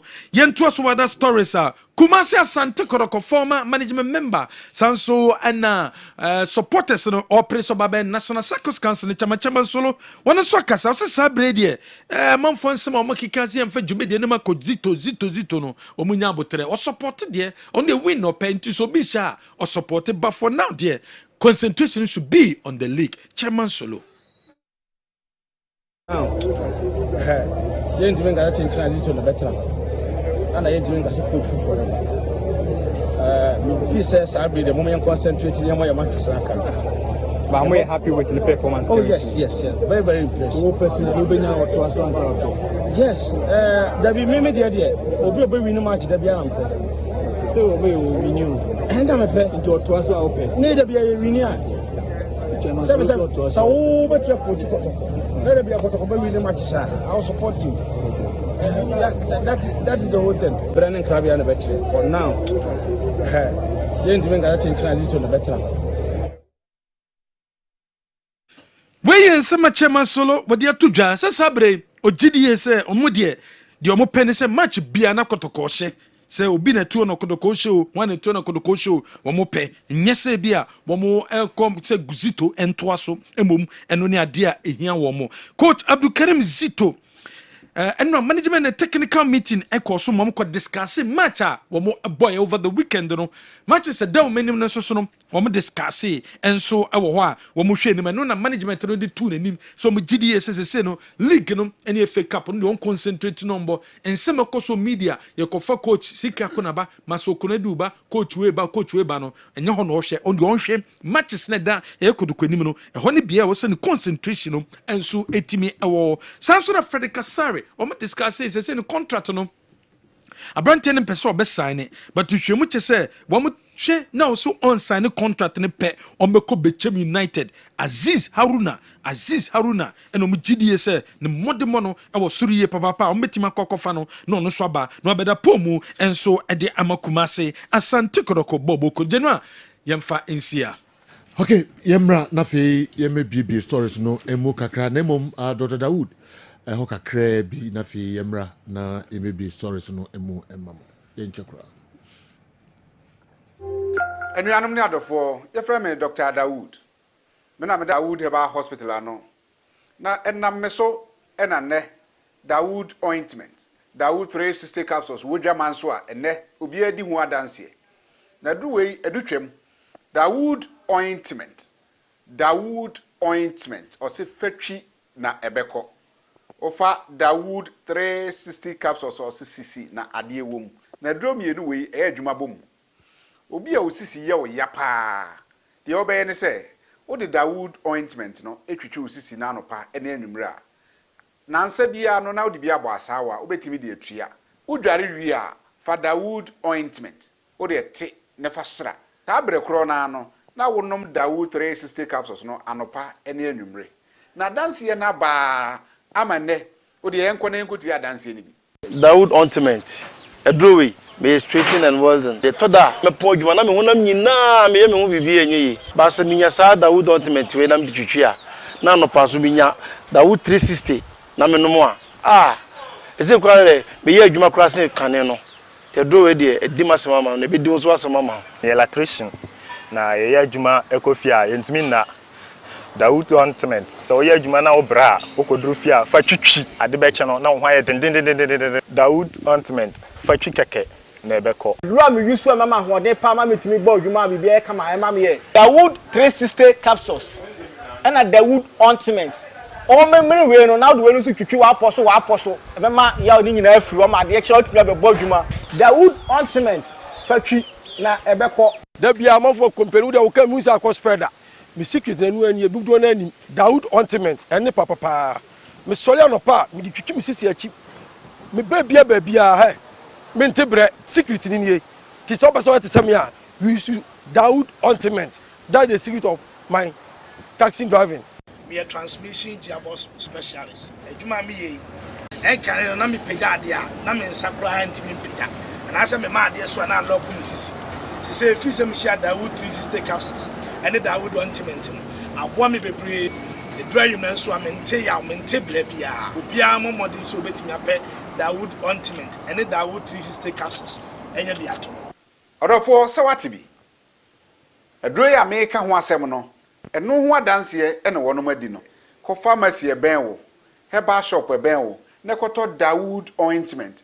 Dawood 360 capsules. Na se de enkrofo di ho adanse no. Wo so be di ho adanse. Wo pese wo frɛ ya. Eno na wo screen ase no 0244 88 64 37 na 020 168 1717. Baby a yeton adro wo man Ghana mu bia no o de wura house o pe Dawood ointment and Dawood 360 capsules. Okay, yemra na yemewie program no. Akasima edu na ya peja yemu. Coach Evans Adote technical director Emma Midiema FC. Coach eso say onya happy kra. Say matches na kanu ye boni nyina no same day same time. Dientina Hearts of Folk and Accra Lions game no eba so efiada.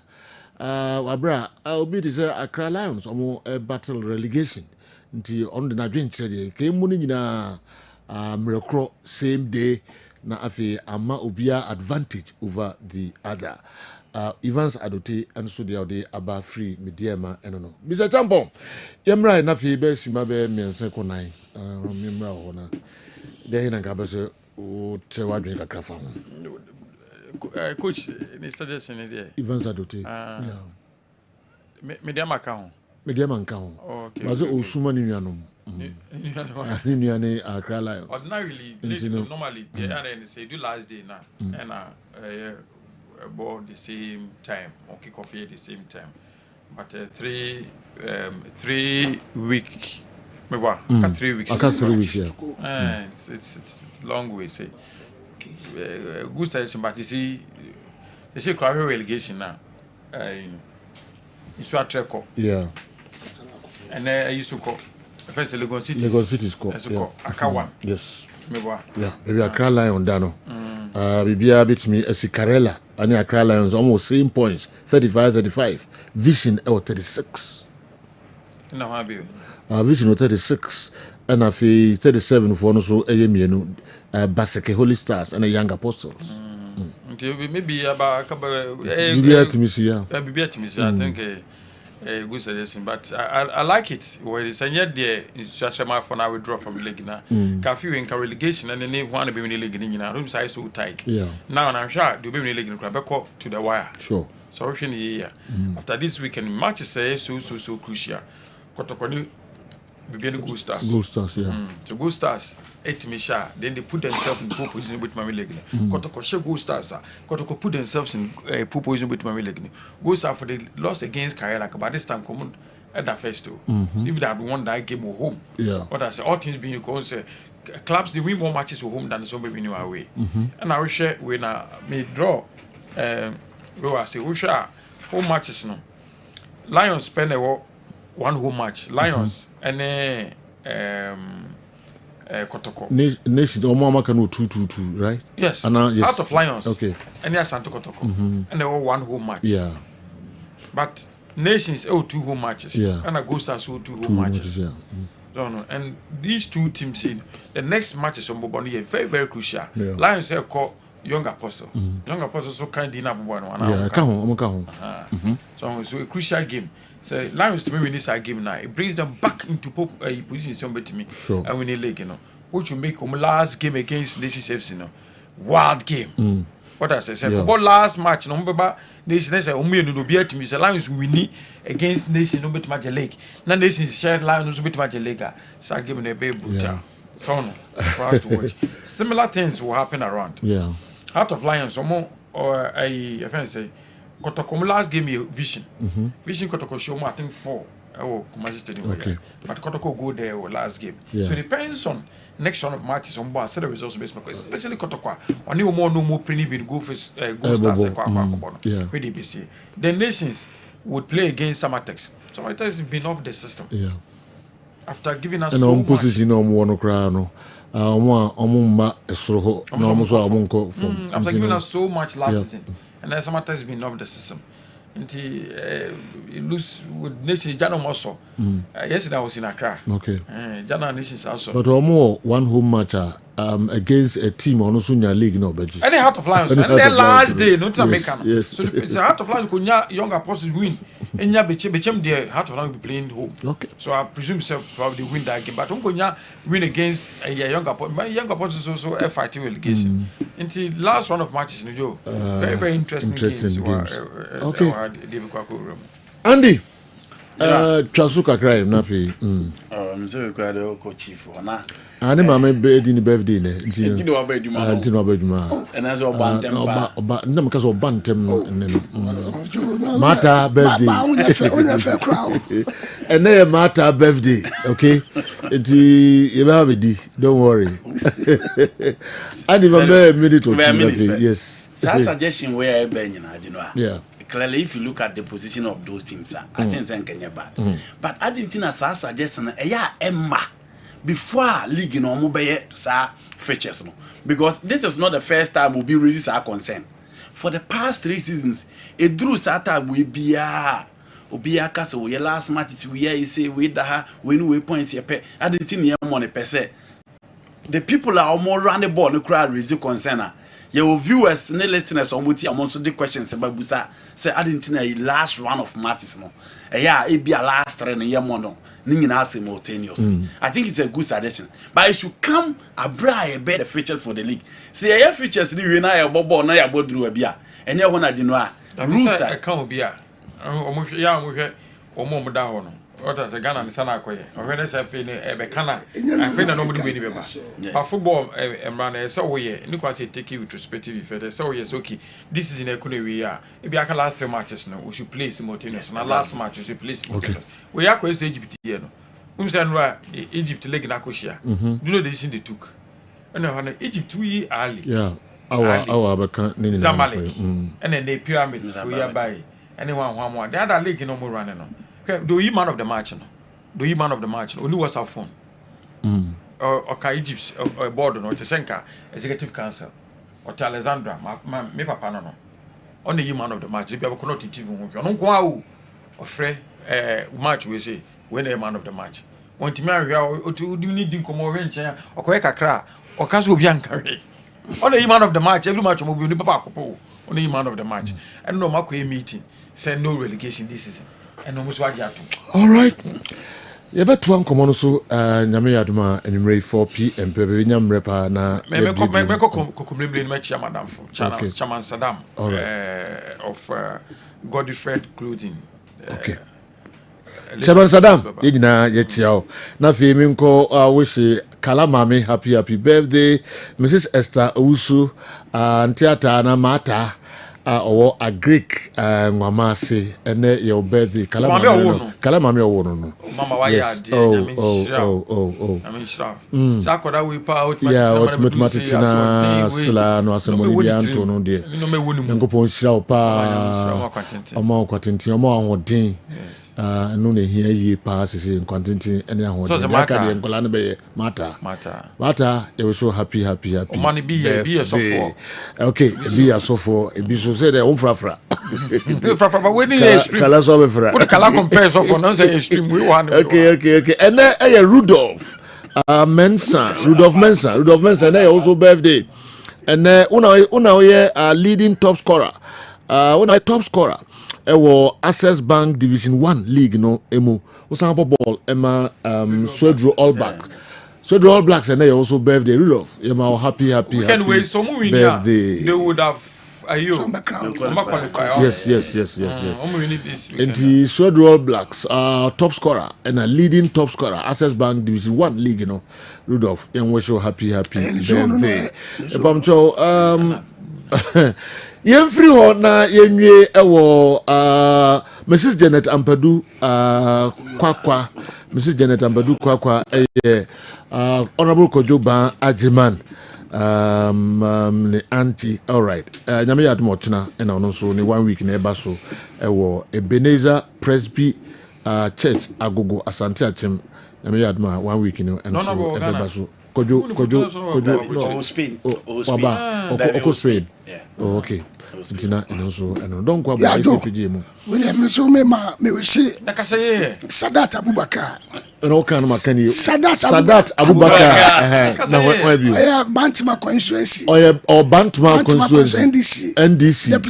Deputy Secretary. We wish happy about okay. Kalazo always saying happy birthday. Just okay. All right. Wow, ni pachas. So they na ya come out my baby. Yes, I no 9 paper extra time to be so. Holistic news up next. Akrabo. Boss.